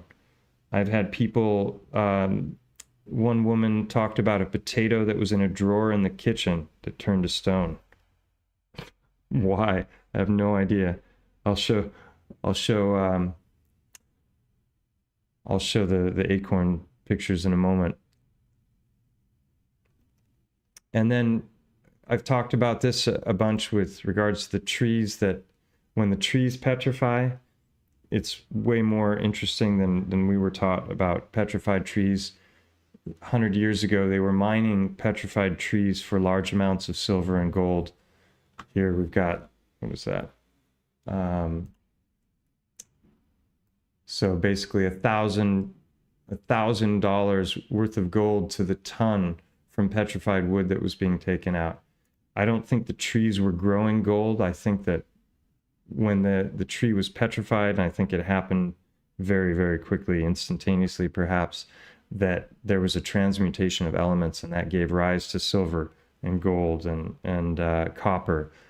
There are huge amounts of these deposits that are found in the here they've got petrified logs, petrified logs on his farm, which are from 3 to 5 feet in diameter. Oh, assay $15,000 silver to the ton. That would be millions of dollars by today's standards. So it makes you wonder where all that gold went. It's like, was it taken off realm, or are there massive underground chambers made entirely of gold and silver. It's like, what? Where did it go? Petrified. So, forest of logs petrified into copper found in New Mexico. Here's an article. I won't read it, but Mexican copper deposit talking about the same stuff. Ancient trees in Nevada, extinct forest, perfectly carbonized. So this was well known to be a thing. Oh, someone asked where I found these articles. A lot of this I've gotten from Ben from Waking Up with Analog, or sorry, his channel is called The Archivist, and he's got one of the best channels on YouTube. He spent years and years going through thousands of tens of thousands of articles from the newspaper archives. So we're talking about articles that were like late 1800s, early 1900s, and you get an entirely different image of what reality was like then when you see his material. He's just got such a wealth of information. He's found all kinds of articles pertaining to petrification, and they come from these different online digital archives. So if anyone, tag me or go all caps if you have any questions, because it's hard for me to keep track of the chat when it's flying by.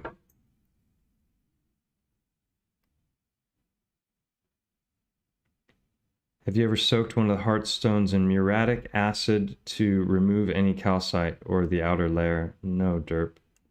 But I'm going to make a note of that to do that. Thank you. I bought a rock tumbler. So, if you're going to engage in the scientific method properly, one of the things you have to do is you have to try and debunk your own theory. And so I've said that these rocks are incredibly specific. And, they're specific in their shape, and they have these telltale features that I've talked about. And when I go out and I'm on the beach, or I'm in the river bottoms, or even in mud, you find all kinds of stones embedded in cliff sides where it's just like mud flow and all the stones are in there. Those stones, I don't find broken stones that are harp shaped like this. So like a stone that would start, that's a broken, fragmented chunk of a larger piece of stone. And then that in turn goes into the river and then gets beaten up and eroded so that it turns into one of these ones like what I was showing. That I don't find. I find broken, fragmented limestone, which is what these mountains are made of. And the stone that's in the river bottoms is not that kind of stone. So like, where did all those stones come from? My theory is that a lot of them came from bodies of different sizes, and some of them are organs. Some may be things like kidney stones and gallstones and what are known as bezoars, which are stones that can be like baseball size that are in larger animals like cows and horses. Those are already stones. So if there's some kind of a petrification event, or some event that causes bodies to die and then break down, those stones are still going to be there because they're already stones. So and then I have a video called Boiled Egg Theory on the Biogeology tidbits list that's just a short video explaining my theories about how that comes about. So anyway, back to scientific method and breaking your own theory. One of the things that I've done is I've gone looking for broken, fragmented rocks. It hasn't been easy that fit this shape, but have all these sharp edges. And I spent 130 euros to buy a rock tumbler.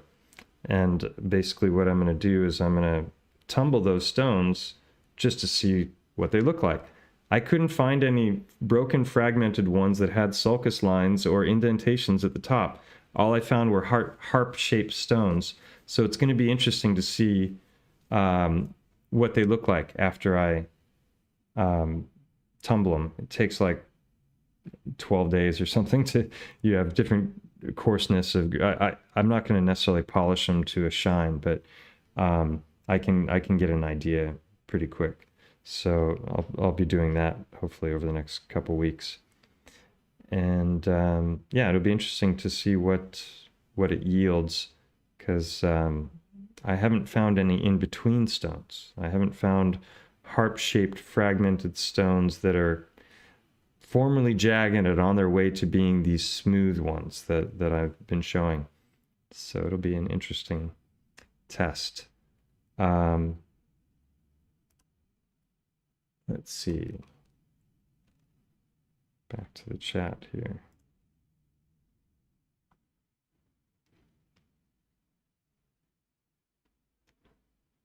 Yeah, Archaics talks a lot about instant petrification as well. He's describing it with flash freezing, and I don't know how that would lead to things turning to stone exactly, unless basically the freezing caused all the tissues to expand, just like water expands when it's frozen, and then that breaks the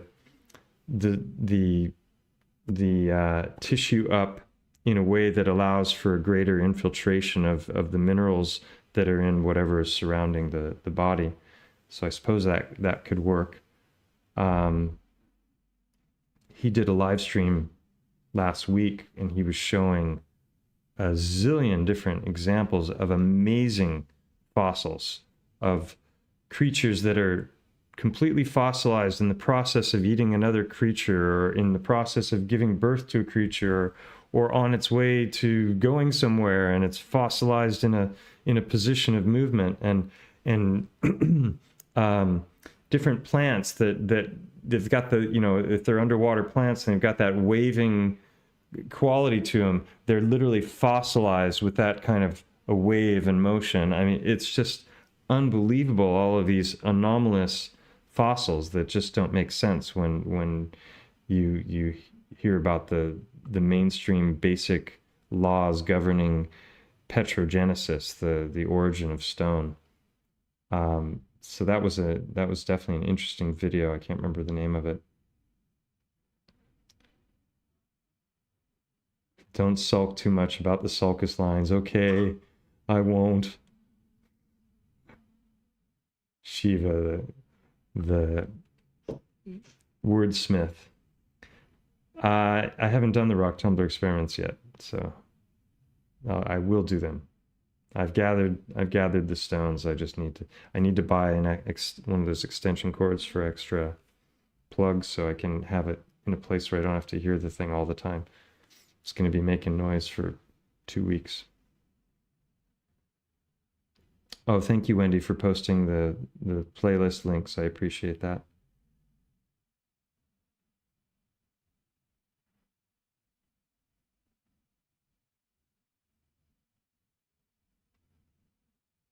So, whoops. Oh, I just was about to read something that somebody had tagged me in, and then it jumped.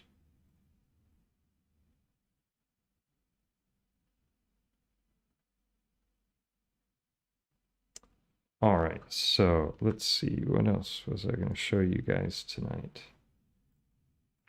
That was the heart stones. And this is something that came across my radar the other day. Somebody's taken all these geodes and different geological finds and created a whole table making them look like food. Every one of these is actually a stone.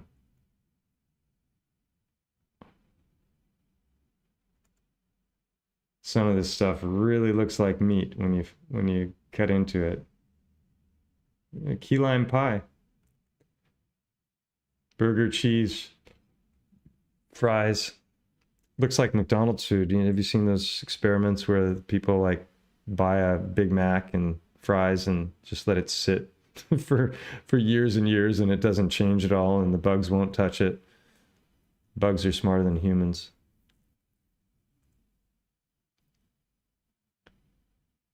Yeah, is it making you hungry? Oh, here's the petrified acorn. Someone sent me that.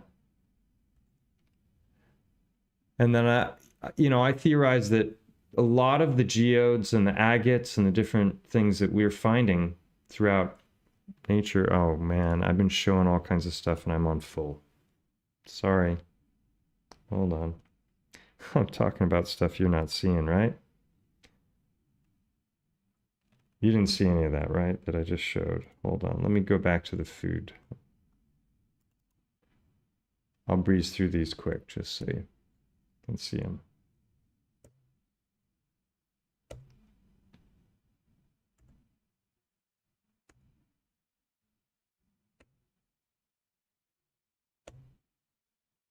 All stone.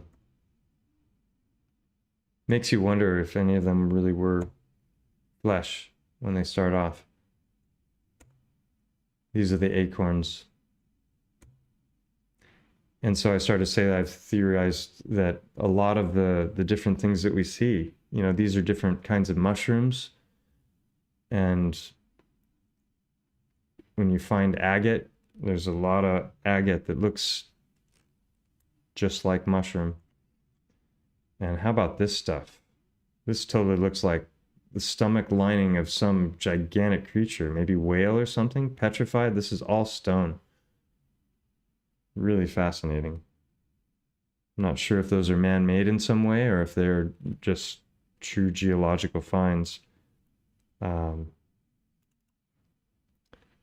So got those. So I'm just going to go through some images that have come across my screen that are all touching on these subjects in different ways, but it's not particularly organized in any theme. Actually, let me play this. This was sent to me by David Weiss. This is fun. Yo, Doc, it's gonna be a Oh. Is this just just by chance that this happened, or is this an example of truth in plain sight? Watch this. Yo, Doc, it's gonna be a hell of a long walk back to Hill Valley from here. Still the safest plan. After all, we can't risk sending you back into a populated area or to a spot that's geographically unknown. You don't want to crash into some tree that once existed in the past. You don't want to crash into some tree that once existed in the past. And look at the background. You don't want to crash into some tree that once existed in the past. And it almost Yo, looks Doc, like it's gonna be a hell of he a long points walk at back it to Hill too. Valley from here. It once existed in the past, and right when he says it's all, he's kind of gesturing in that direction, but I thought that was pretty cool, because that's, you know, getting onto the subject of the big trees and stumps and this hotly contested topic. You know, some think there's no merit to this idea that what you're looking at is formerly tree there. This is Jugurtha. A lot of people have seen. Oh, they're not coming in order? What the heck? Hold on.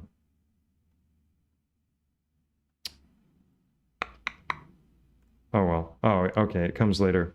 All right, I'll just breeze through this. So lava, we're told that forms basalt columns when the lava is cooling. This is a petrified forest. So when I was talking about the silver and gold assays, this is the kind of thing they were cutting down, but a whole lot bigger, and they were filled with all kinds of metals. And these forests used to be all over the place, and now there's just like one petrified forest left. This is a picture I ran across that I took from the air of Montgo, because I've always been showing aerial shots using Google Earth stuff, but I flew over it. Can't remember when I did that, and I took that shot. So that's the body there. This is just looking at some of the limestone and all the channels that go through it, and the quartz that weaves its way throughout all of this limestone. That ties into some of my theories. Done some videos on, I did a video called Spelunking Titanic Trees, looking at these guys going into these incredible caverns and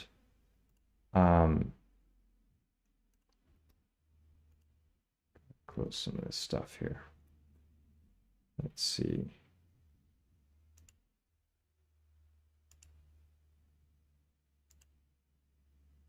Well, I'll come back to the tree thing. This was interesting. A lot of people have seen this. This made the rounds recently after the Maui fires.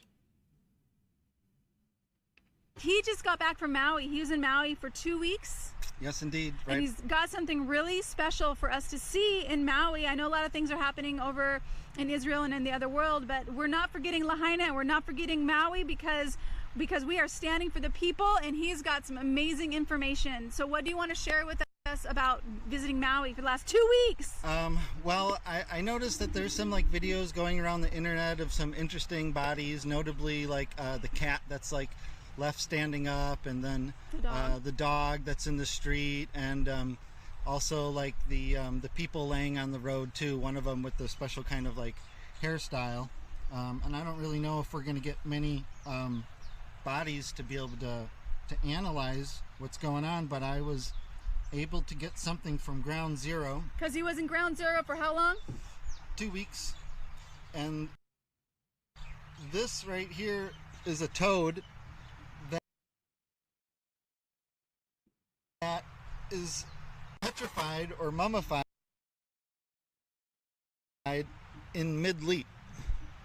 So you can see the angle of it. It's not squatting down. It's very symmetrical.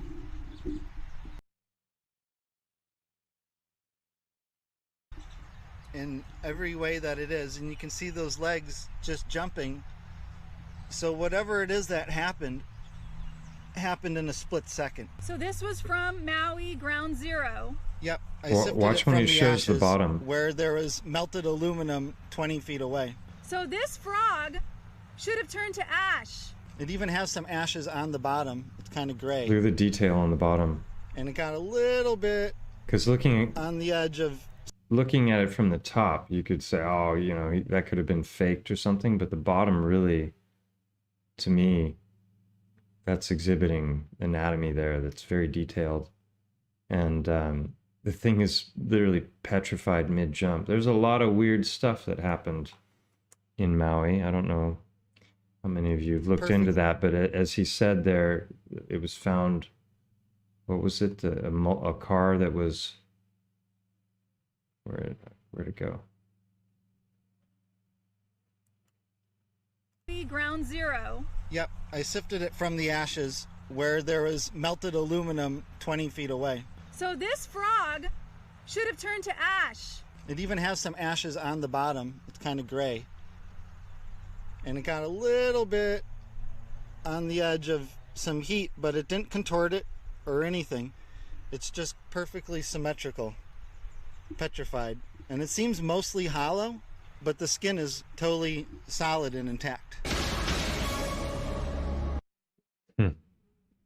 So what forces are capable of petrifying a frog mid-jump? Right, that's pretty wild.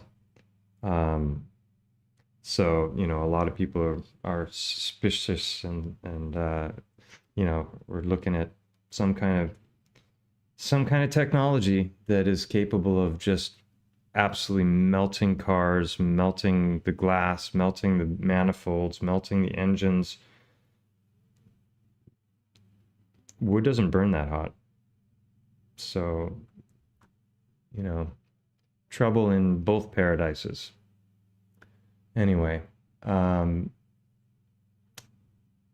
this is another interesting one. Presto! Instant petrified wood created in a lab. So achieving what would take millions of years in only a few days, scientists have drastically sped up the process of petrifying wood. This guy and his colleagues, under laboratory conditions, the conversion of wood into a ceramic, the very process of petrification. The lab process is pretty much the same as petrification in nature, where products are even denser. Organic compounds are self-degrading due to the long time process. For their experiment, Shin and his colleagues used pine and poplar boards from a local lumber store, cutting the wood into small cubic samples. Once the samples were cleaned and cut, they were soaked in hydrochloric acid for 2 days, then soaked in a silica solution for another 2 days.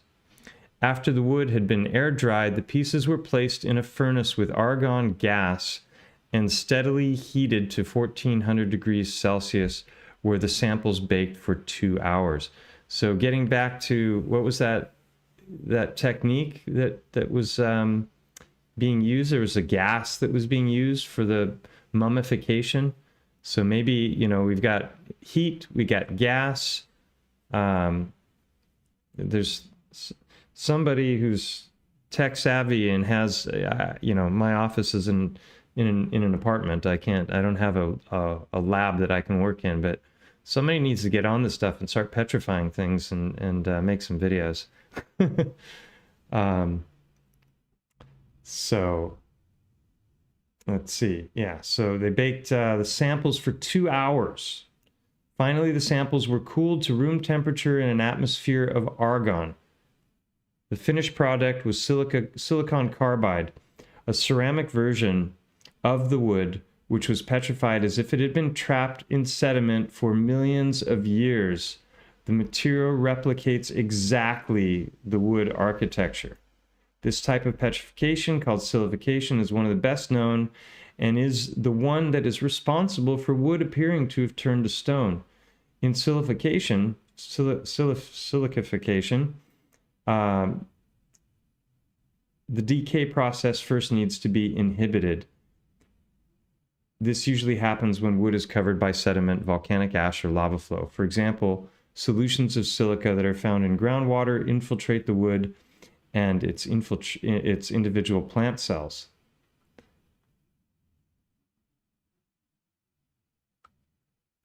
Yeah, so basically these guys are doing in days what we're told nature needs millions of years to form. Petrified wood. Wikipedia.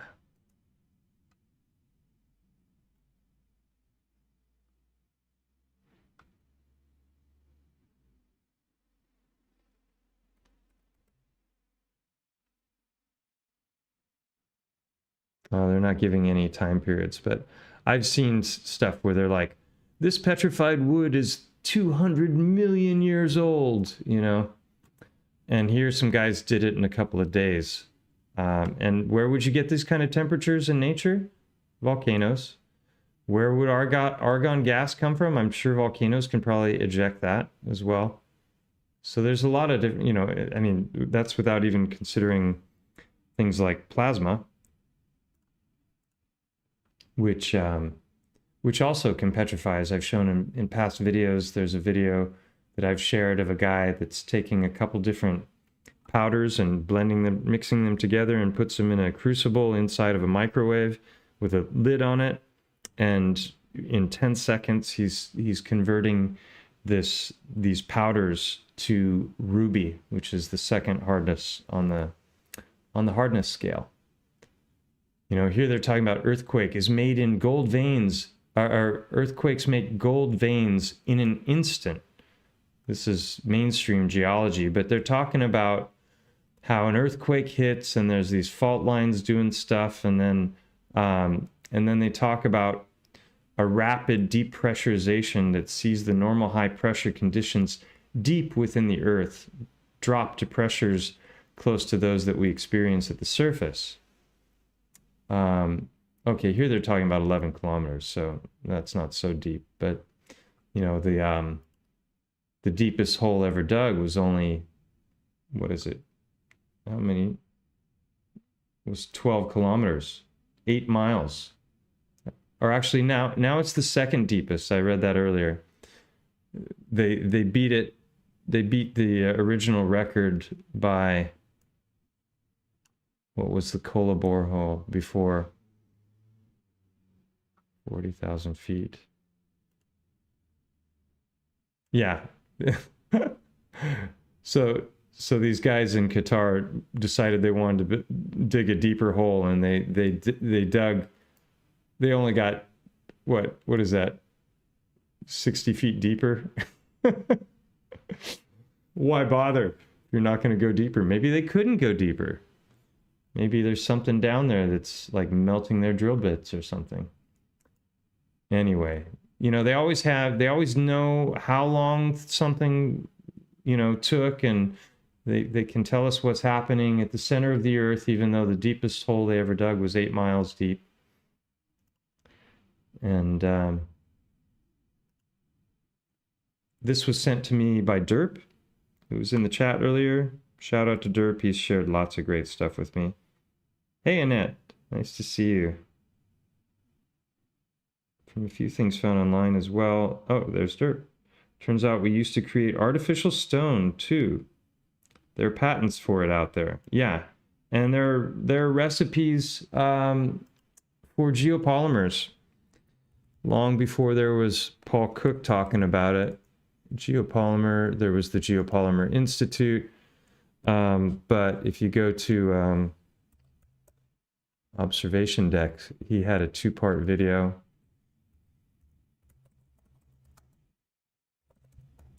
On geopolymers.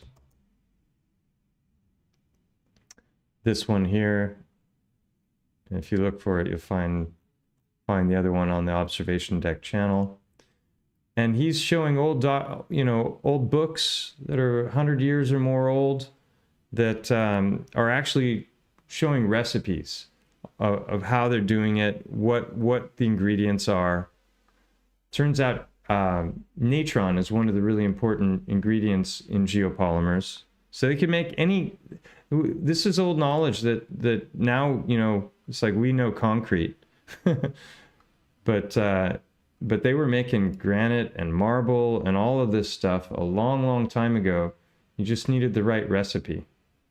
And one of the important ingredients, according to Topher Gardner, is natron.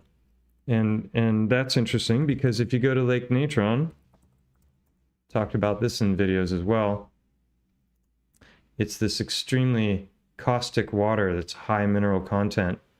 And animals, except for flamingos, they've got these really hard legs, and they're tall, so they don't they're not soaking in this stuff. But other creatures fall in this stuff and they don't come out, and then they turn to sculptures. There's a guy, sculptures.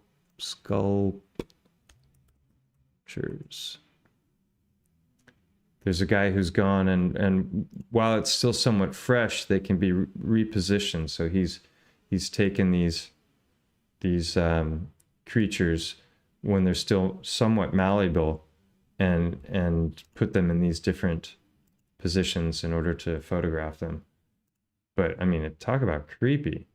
But that's all because of natron. It's this super high mineral content water. And then you've got, of course, Mother Shipton's cave. I've talked about a zillion times. Shipton's cave.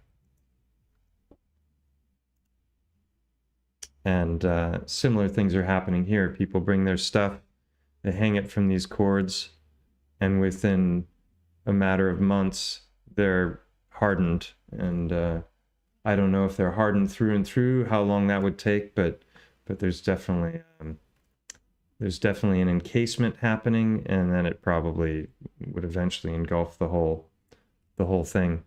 She was an interesting woman, Mother Shipton. She had all kinds of different prophecies, and her prophecies tie in with eschatology, which is like end of days and all of these different events that happened, like petrification events. Jay Dreamer's channel talks a lot about eschatology and different end of the earth scenarios, and he's I learned a lot of stuff from Jay. So that's a great channel, Jay Dreamers. Trying to see the chat, but there's something in the way. Go away. Yeah. Oh. Arg. Something's blocking my view of the chat.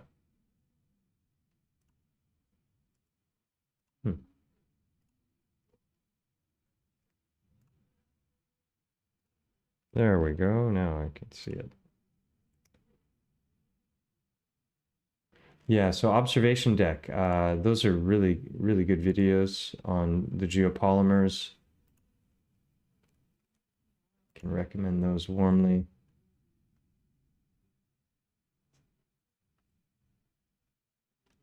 How long I've been going? 2 hours. So I'm going to draw this to a close soon. I'm just going to see what else I had that I wanted to go through.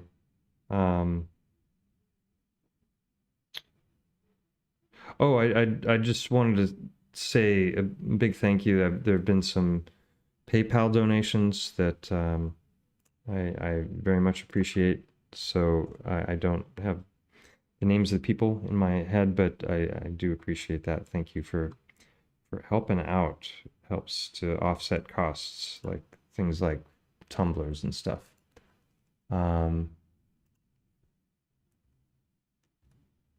And also the trip to Acapulco. I think some of that is going to be, I'm going to have to cover some of that as well.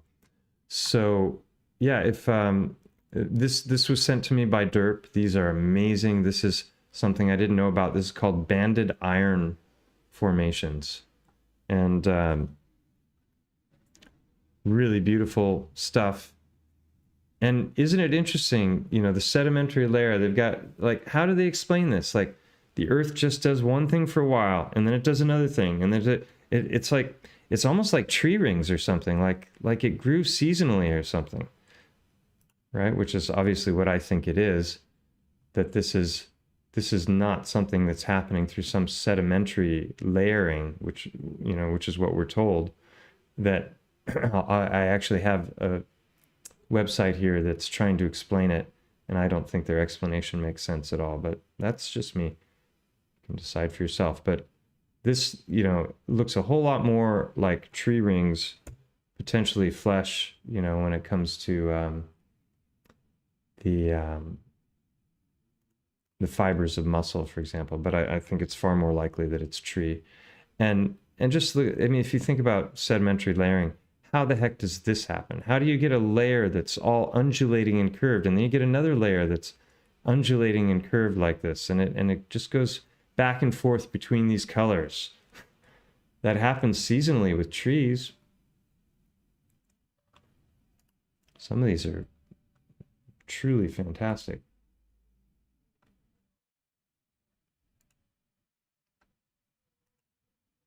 Banded iron.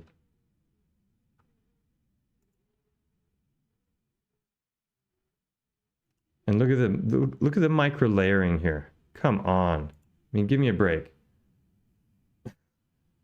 That has to have been a tissue that grew either in a body or in a tree or, you know, some plant. There's no way that this happened just through some random geological process. I just reject the notion. So here's how they're saying it forms. Iron from the deep.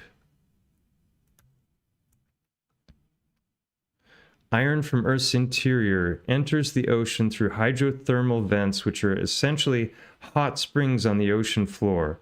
Modern vents dot spreading ridges where blocks of ocean crust are moving apart and making room for magma from below to travel upward and create new ocean crust. Okay?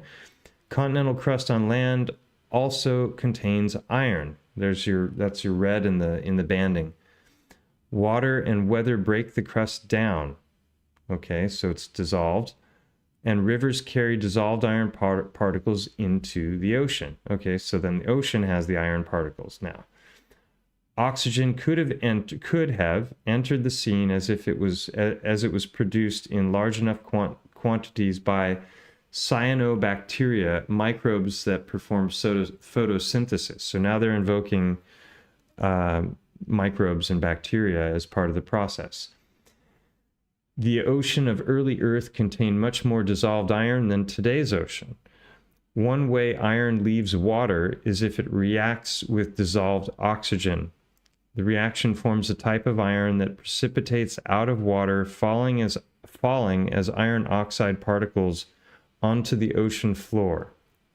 Being a gas, oxygen can travel between atmosphere and ocean. One question is whether oxygen first built up the atmosphere, then flooded the water, and caused iron to precipitate out, or whether oxygen accumulated in the water and then spent time using up the iron supply until the oxygen was available to fill the atmosphere. Particles of silica also drop out of the water onto the ocean floor. The layering of, here we get into their explanation for the layering. The layering of banded iron formations shows that sometimes ocean precipitates, like rain, ocean precipitates were mostly silica, and other times they were mostly iron. Well, duh, okay. Why remains unclear. So they don't know why. Over time, sediments accumulate atop sediments. As the particles are buried deeper and deeper, they undergo changes that form them into rock. Over millions of years, as continents and oceans change, the rocks are uplifted and exposed on the continents. So now you're getting your tectonic activity narrative there.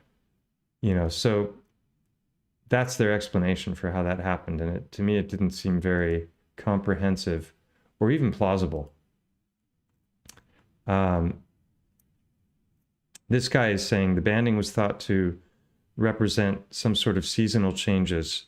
Researchers found long-term swings in the composition, but not variations on shorter periods like decades or centuries. Isn't it ironic that this picture of him is like right next to giant trees?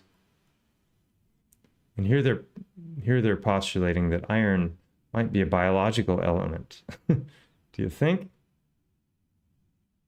Now, think of an object made of iron, an I-beam, a car frame, a nail. Now, imagine half of the iron in the object owes its existence to bacteria living 2.5 billion years ago. Yeah. Not buying it. This is another thing I came across. This is wild. This is called boxwork stone. I mean, look at this stuff.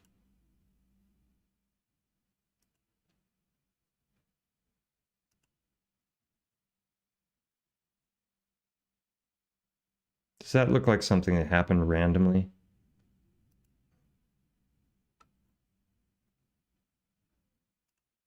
Look at this. It's interesting. It's got these inner rings. So to me, this is why I coined the term biogeology, because I feel that a lot of the geological narratives are bunk. I'm not an expert. Don't take my word for it. I'm not a geologist. I've never studied geology formally.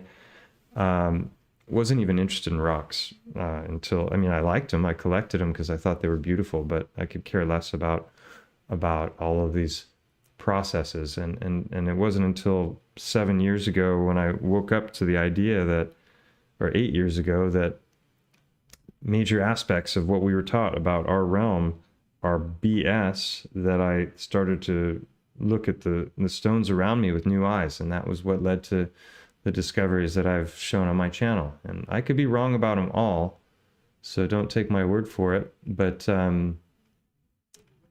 when it comes to the great trees and the work of Hangman 1128, I have no doubt that that when we're looking at something like this, we're looking at the remains of trees that are beyond comprehension.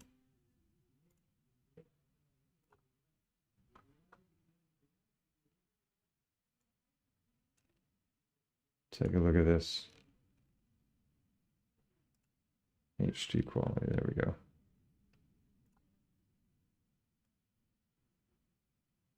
Look at this landscape.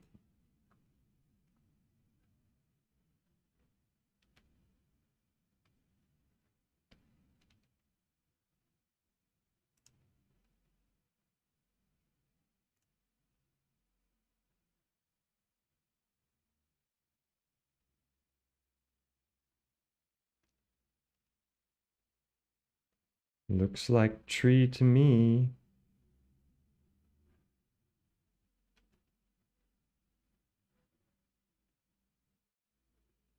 That looks like you can see the curve in there. It almost looks like a portion of a stump that's just, you know, rotted away. If you start looking at photographs online of tree stumps that are deteriorating. I made a video about the tepuis. It's a short video. These plateaus that have flat tops and waterfalls that are just there running forever, coming up through the ground. And to me, these are the artesian wells are the channels of the great trees. This is what I'll also show the Action Adventure Twins in a moment, because they came out with a new video that just it's totally mind-blowing.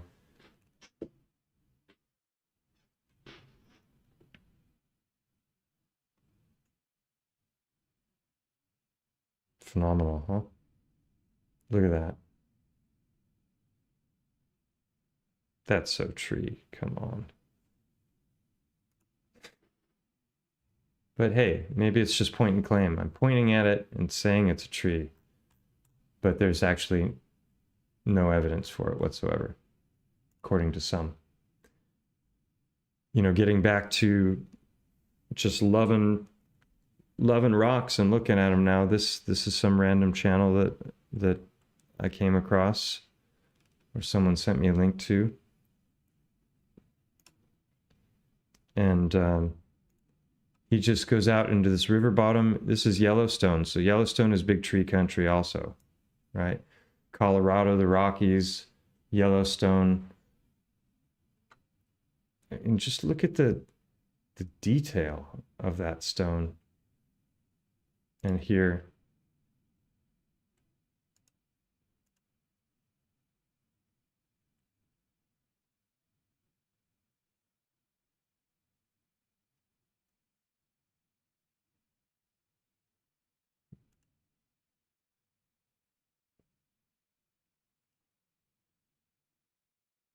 Some of this stuff, you just look at it and you're like, what was it? How did it form? I'm operating under the assumption now that anything can petrify. And it can petrify, you know, mushrooms, fruit, bodies, insects, you name it. And then also it can petrify in a variety of different ways.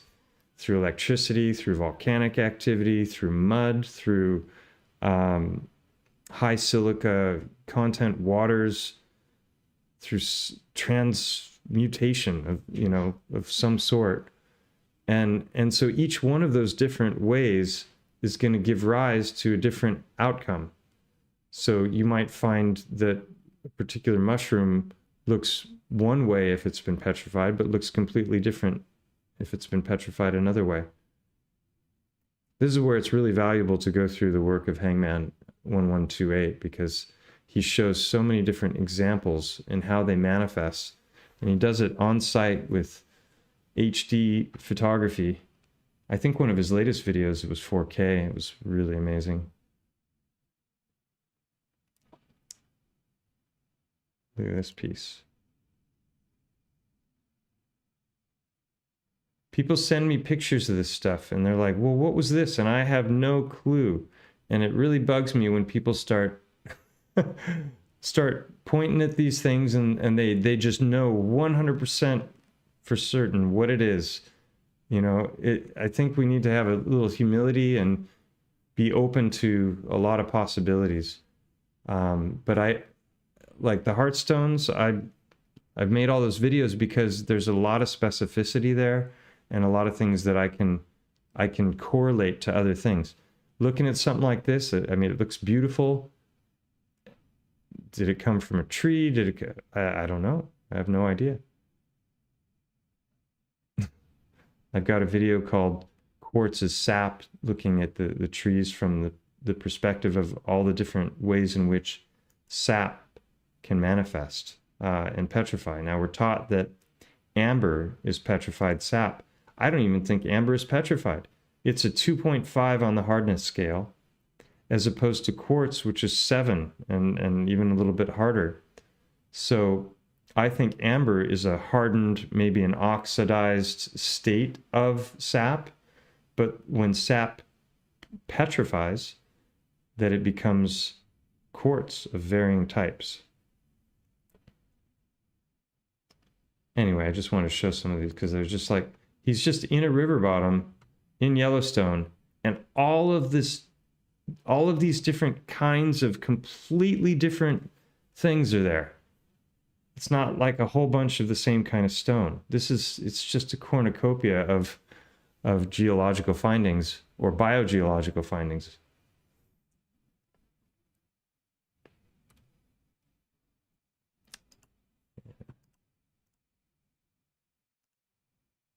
Showed that.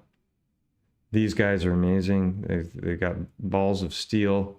I don't know how they get down there with the size of them. They do absolutely nuts spelunking. And I'm just going to skip to some of the main things. So I believe they're going down through water channels. I've shown that. I've got a video called Spelunking Titanic Trees. Here, wait, let me just show. No, not that. Go to my channel.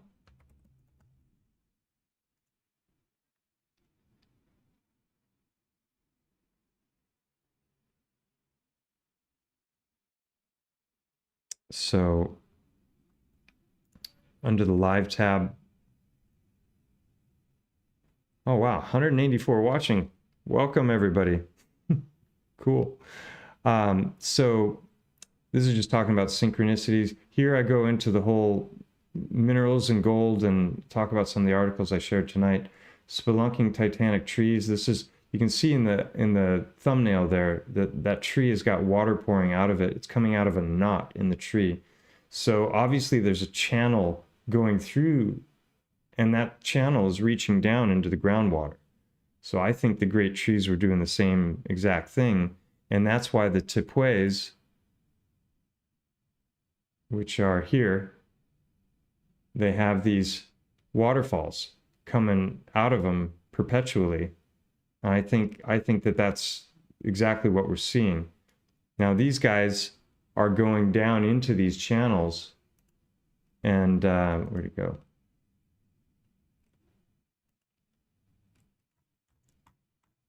Oh, that's that. I can get rid of that. That's oh, that's us. There we go. And when you look at, if you see Hangman's stuff and you see all the different ways in which these trees are manifesting, and you see the banding and you see the rings and you see all of it. When also, I think the mainstream story on these channels is that they're supposedly carved by water. Well, if they were carved by water, why are they all rough inside? It doesn't make any sense at all. They should be smoothed out from erosion, and they're not. And so what happens is they go down in these channels. Here, wait, let me just show something that will give a visual for what I'm talking about.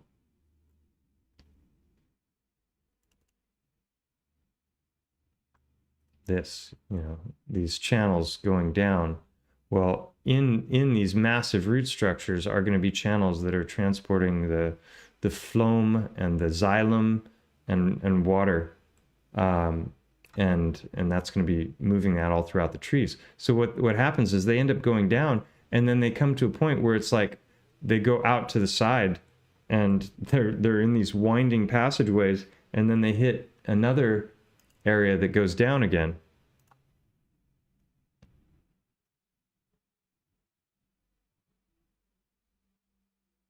So they get to a spot, and then it's just a hole going down, and they throw stuff down there, and they hope they hear it drop. It hit something at the bottom. And here he goes.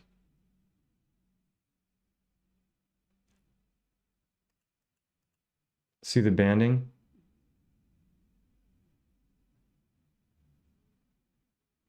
We're told that sedimentary layer that formed over hundreds of millions of years.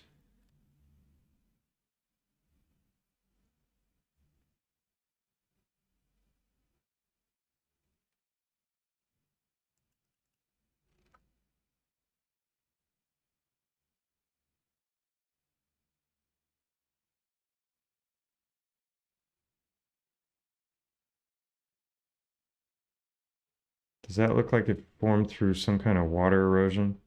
Imagine how much water would have had to move through that. But once they get to the bottom, they start walking, and there's no signs of water erosion. So this is like a first drop, and he does another 2 or 3 more, I think, in this video, down into the deepest pit in the US. Down and down and down. Oh. I don't think I have it. See the channel there going off to the side? So once he gets to the bottom, he can walk down that channel and then find another one of these holes going down. It's just absolutely wild. Anyway, highly recommend the Action Adventure Twins if you can stomach it. Some people probably can't even watch that stuff because it'll freak them out so much. Yeah,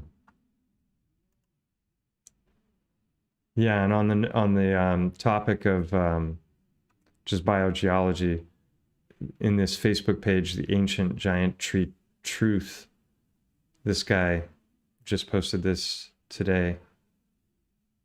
I can't even remember what that's called. I think it starts with an R, but I don't remember the name of it.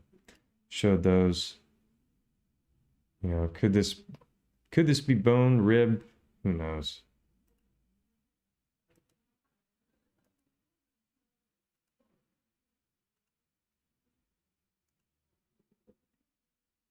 I think this is at Petra. Got salt mines. I've done a video on salt mines as well. That's what I was going to show before. So that's this one, our salt mines, giant trees. And this is just a shorter video on the tree divers. Those are there, and then under the live stream, there's a whole bunch of other videos.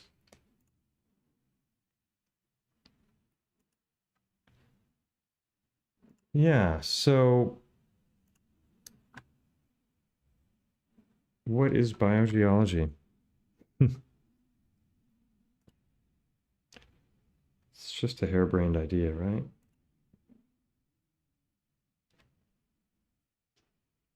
Well, I could just keep going and going and going, but it's already 12:30 here, and I still have a lot of preparing to do for my presentation on Saturday. So I'll close up by just repeating for those of you who weren't here at the beginning.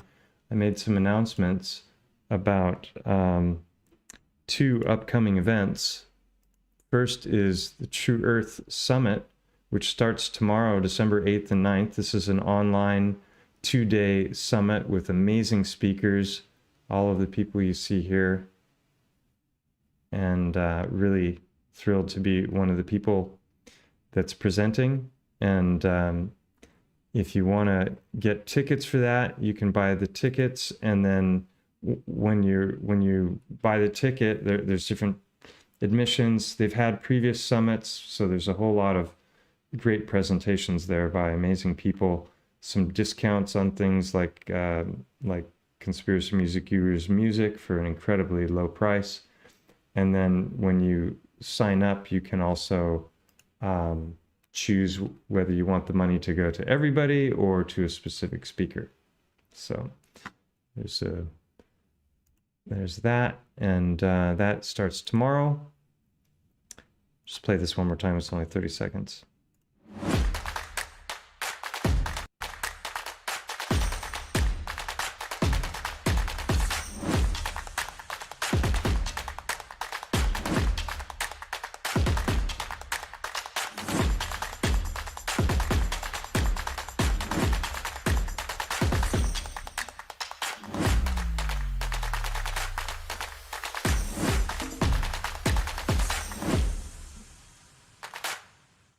Ta-da!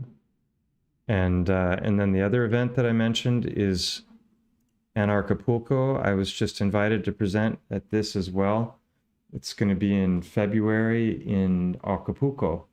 And initially I was going to be a virtual speaker, but I've been invited to attend the event. And so I'll be going. It's a 5-day extravaganza in a beautiful hotel. And for those of you that have the means, I would definitely go for this. It's an amazing location, and the speaker list is absolutely phenomenal. Some living legends, many of these people, and several who are also participating in the True Earth Summit as well. So that is in February, and I'll be going to that, and I'm sure it's going to be an amazing event. So I'll have an affiliate code at some point. So if you are going to sign up for it, then you can use that code, and a portion of the proceeds will help me cover lost work time and whatever expenses are not covered by the organizers of Anarchapulco. Yeah, so anything you guys want to talk about while I'm still here? Any questions at all? Make the chat bigger here, and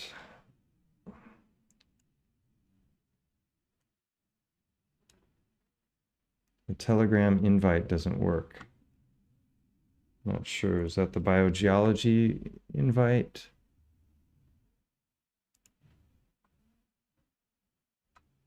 There we go. I think I missed part of I think I missed the last 3. There we go. That is for the chat group. And then there's also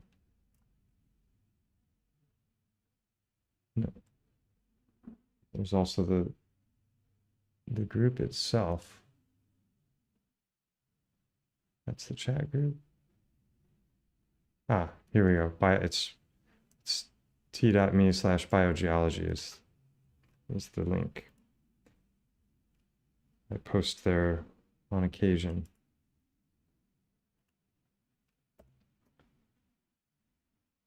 Yeah, shout out to Shiva. He was the one who kind of got me the gig. He's been awesome in communicating with Rebecca, who's the organizer, and yeah, it's gonna be. I'm stoked to go. It's gonna be so fun. Yeah, it got hit by a hurricane, but I think the place where the conference is still doing well, and any tourist money that can come in there will be well appreciated, I'm sure, by the locals. You have to fly into Mexico because they don't have an international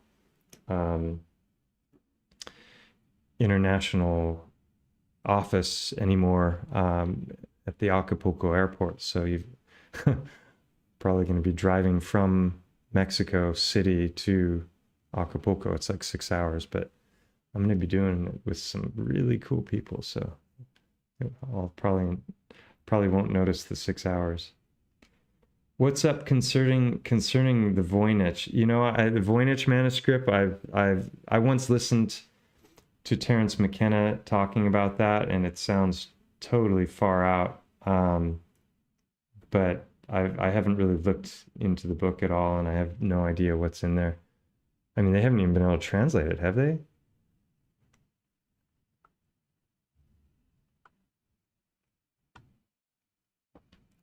Any last stuff here? Oh, I started to show.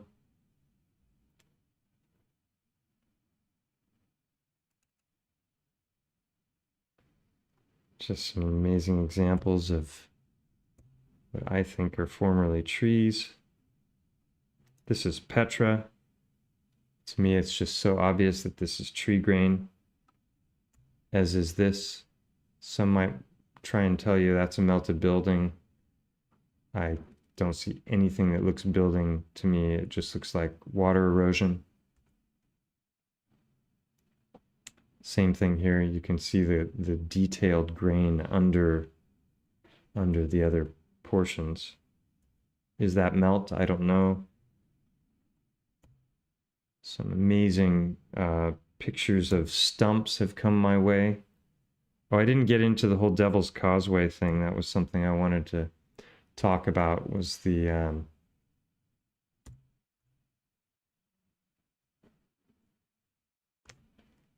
basalt columns.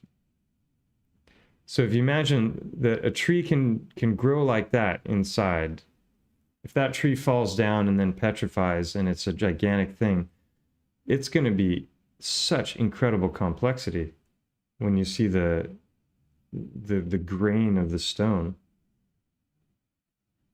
This happened at Mount St. Helens in a matter of hours. This is micro layering that they tell us in mainstream geology happens over thousands of years. This was a slurry flow that took like 6 hours to form when the volcano erupted. What a beautiful place we live, huh? I just see stump when I look at that. This was fascinating. I have no idea how that formed, but it looks definitely like it was artificial, like tools were carving those.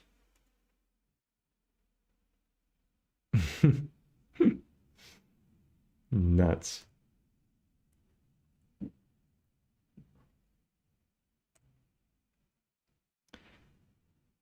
This is that famous elephant in Iceland.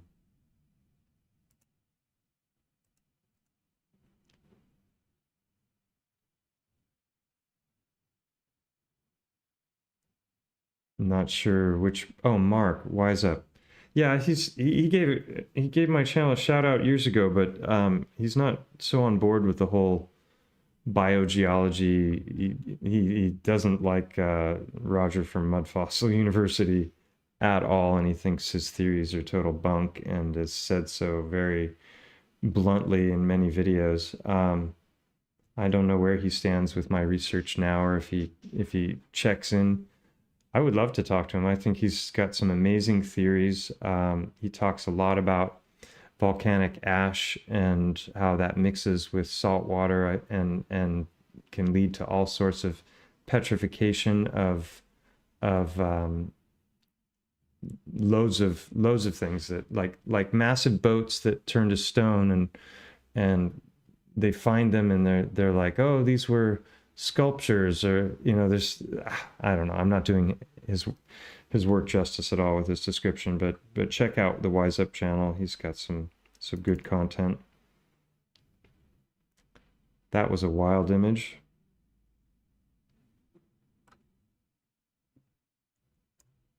I'd like to know how this forms. Like, what is the top portion? If this is tree, like there's a guy who's got a video that I've mirrored on my channel that's theorizing that these are actually, the great trees were many miles wide at the base, and that these are much smaller by comparison, and that they're actually potentially giant petrified mushroom. There's a type of mushroom called, I think it's called stemonitis, that grows in that exact fashion. But I don't know about that. And then you just get all of this incredible complexity. Some would say this is a melted building. I don't think so.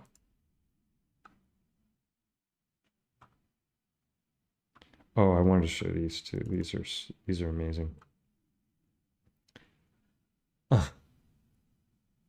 Tell me that's not biological in some way. I mean, how does that form? There's all kinds of tissues and cellular structures that you can see and look at under a microscope that look identical to this stuff.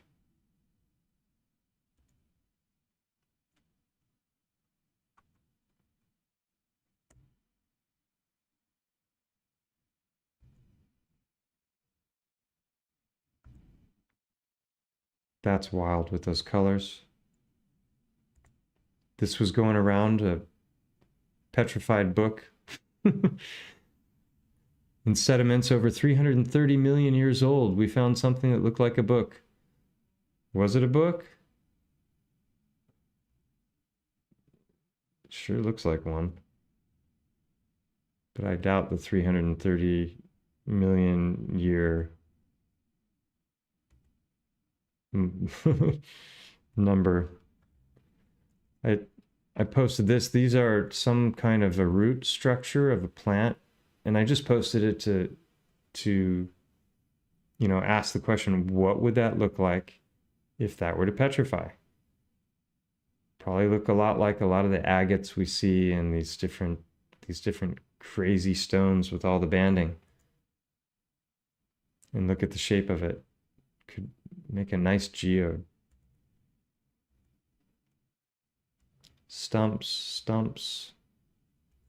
Again, the best info for it is hangman stuff. The stumps are interesting, but a lot of people don't find them to be conclusive.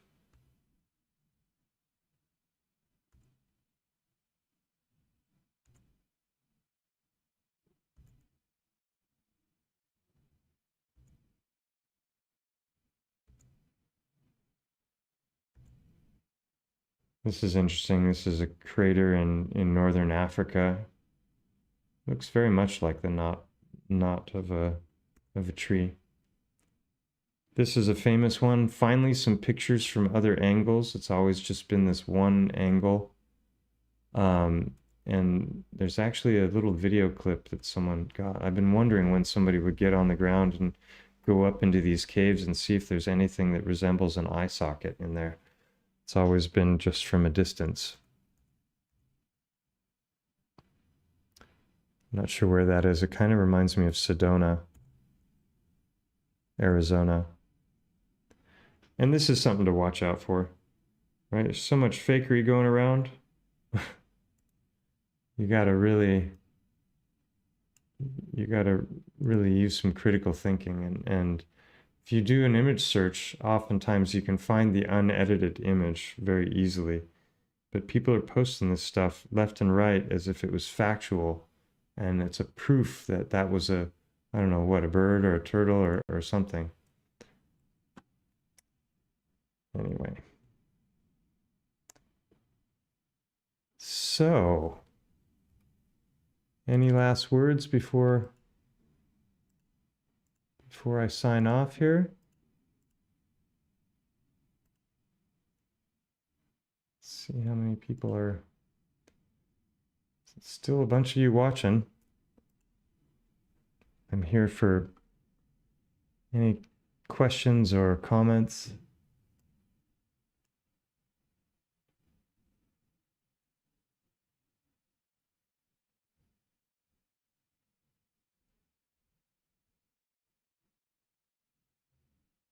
Oh, I had something funny I was going to.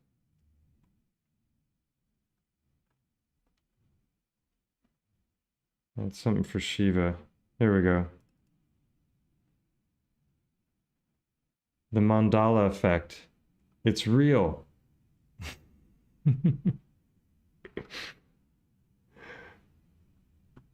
Oh man, that's a big rabbit hole.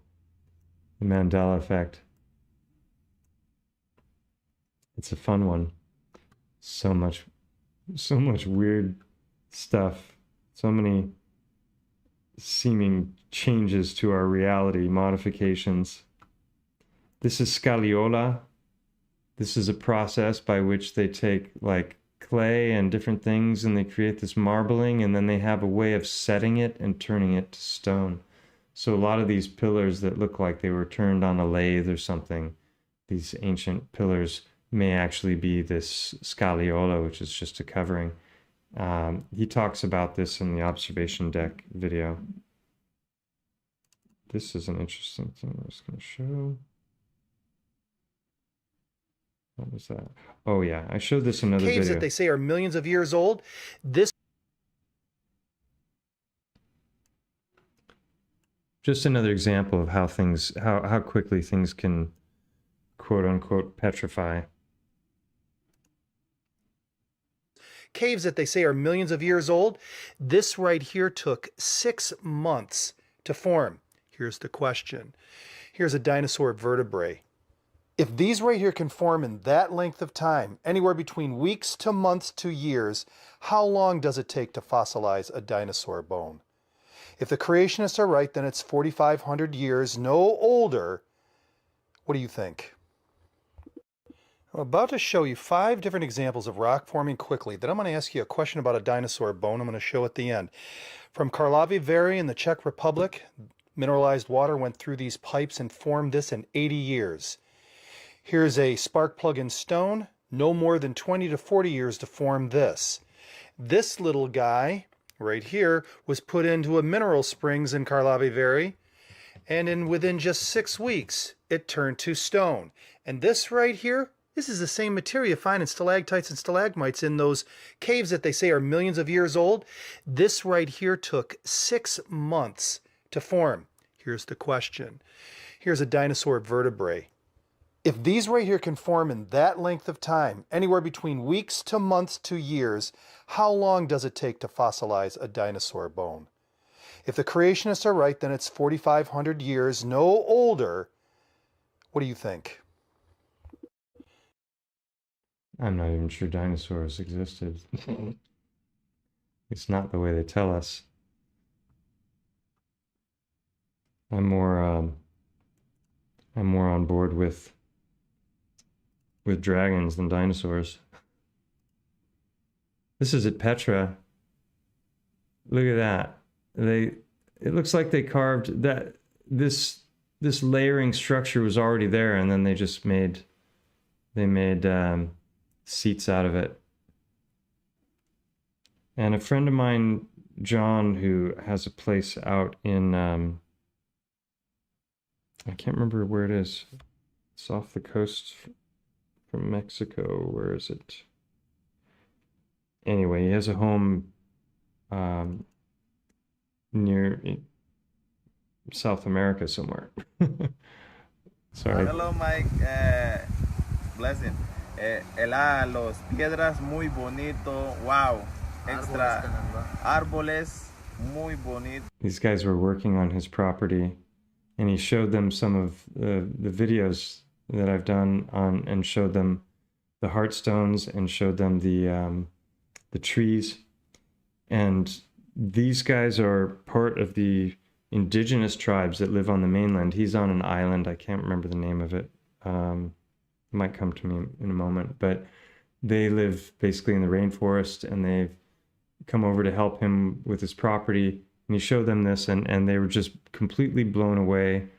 And he's saying here, wow. the heartstones are very beautiful. Wow. Árboles muy bonito. The trees. Wow, nosotros estamos sorprendidos. We are extremely surprised. Que el amigo John nos enseñó y muy bonito. Our friend John showed us these things. Y excelente trabajo, bro. They're very beautiful, and it's excellent work. Muy bonito. ¿Qué piensas? Muy bonito. Árboles, piedras, están ahí. Bonito. Sí. ¿Cuándo viene la mosquita? They were definitely bonito, beautiful. Mañana. They just seem like really wonderful guys. This is what I was talking about before. I've got just a few things left in this folder, so I might as well go through it. Mushrooms. that grow on trees. What would that look like if that petrified to stone? It would look exactly like so many of these different agates that we see. This is, I've already shown that.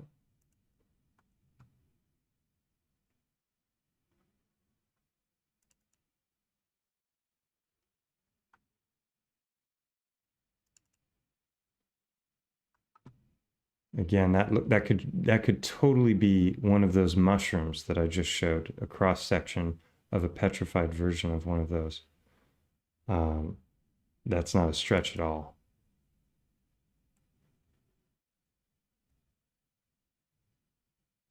Just comparing grain with these structures. This is rainbow obsidian. I'm going to do a video about that at some point. Oh, and going back to Earth shape, this was fascinating. Simon Dan, what a bozo that guy is. He's not a very likable person. He has a very large channel and is not an honest person. Anyway, this is definitely not the outcome he was expecting, I'm sure, because he's one of the big anti-flat Earth people out there. But numbers are growing. Times are changing. People are starting to question. And when you go looking for evidence that's really convincing of what they've told us about our reality, it's hard to find.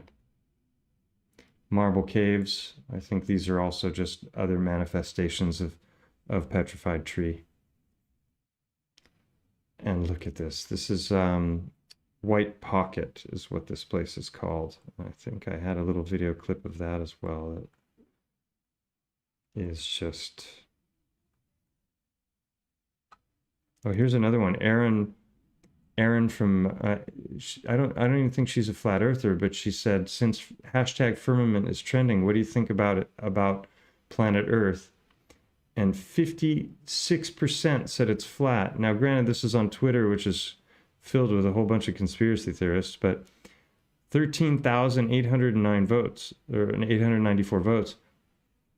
I mean, obviously people are, some of them might be, they're just joking and clicking it's flat for the fun of it, but not that many.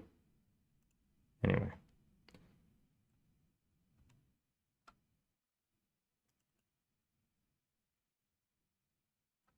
So if you look at that, and then you look at this kind of thing,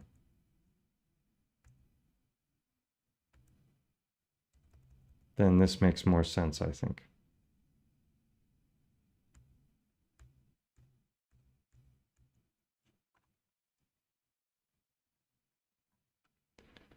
All right, ya está, as they say.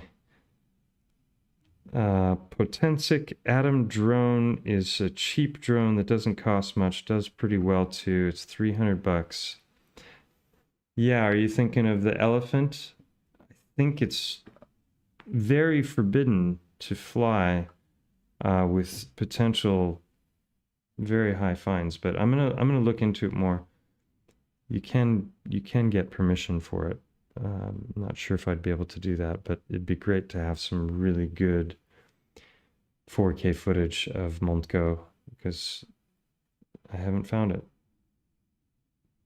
Yeah, so anybody who's, if there, I don't know if there were any super chats. If there were, thank you very much. I much appreciate it.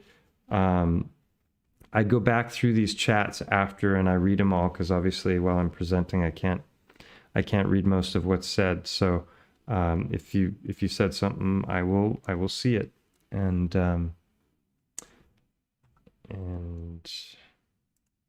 yeah, so with that, where is it? There we go.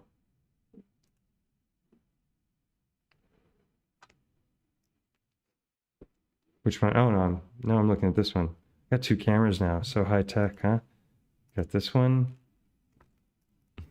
And this one.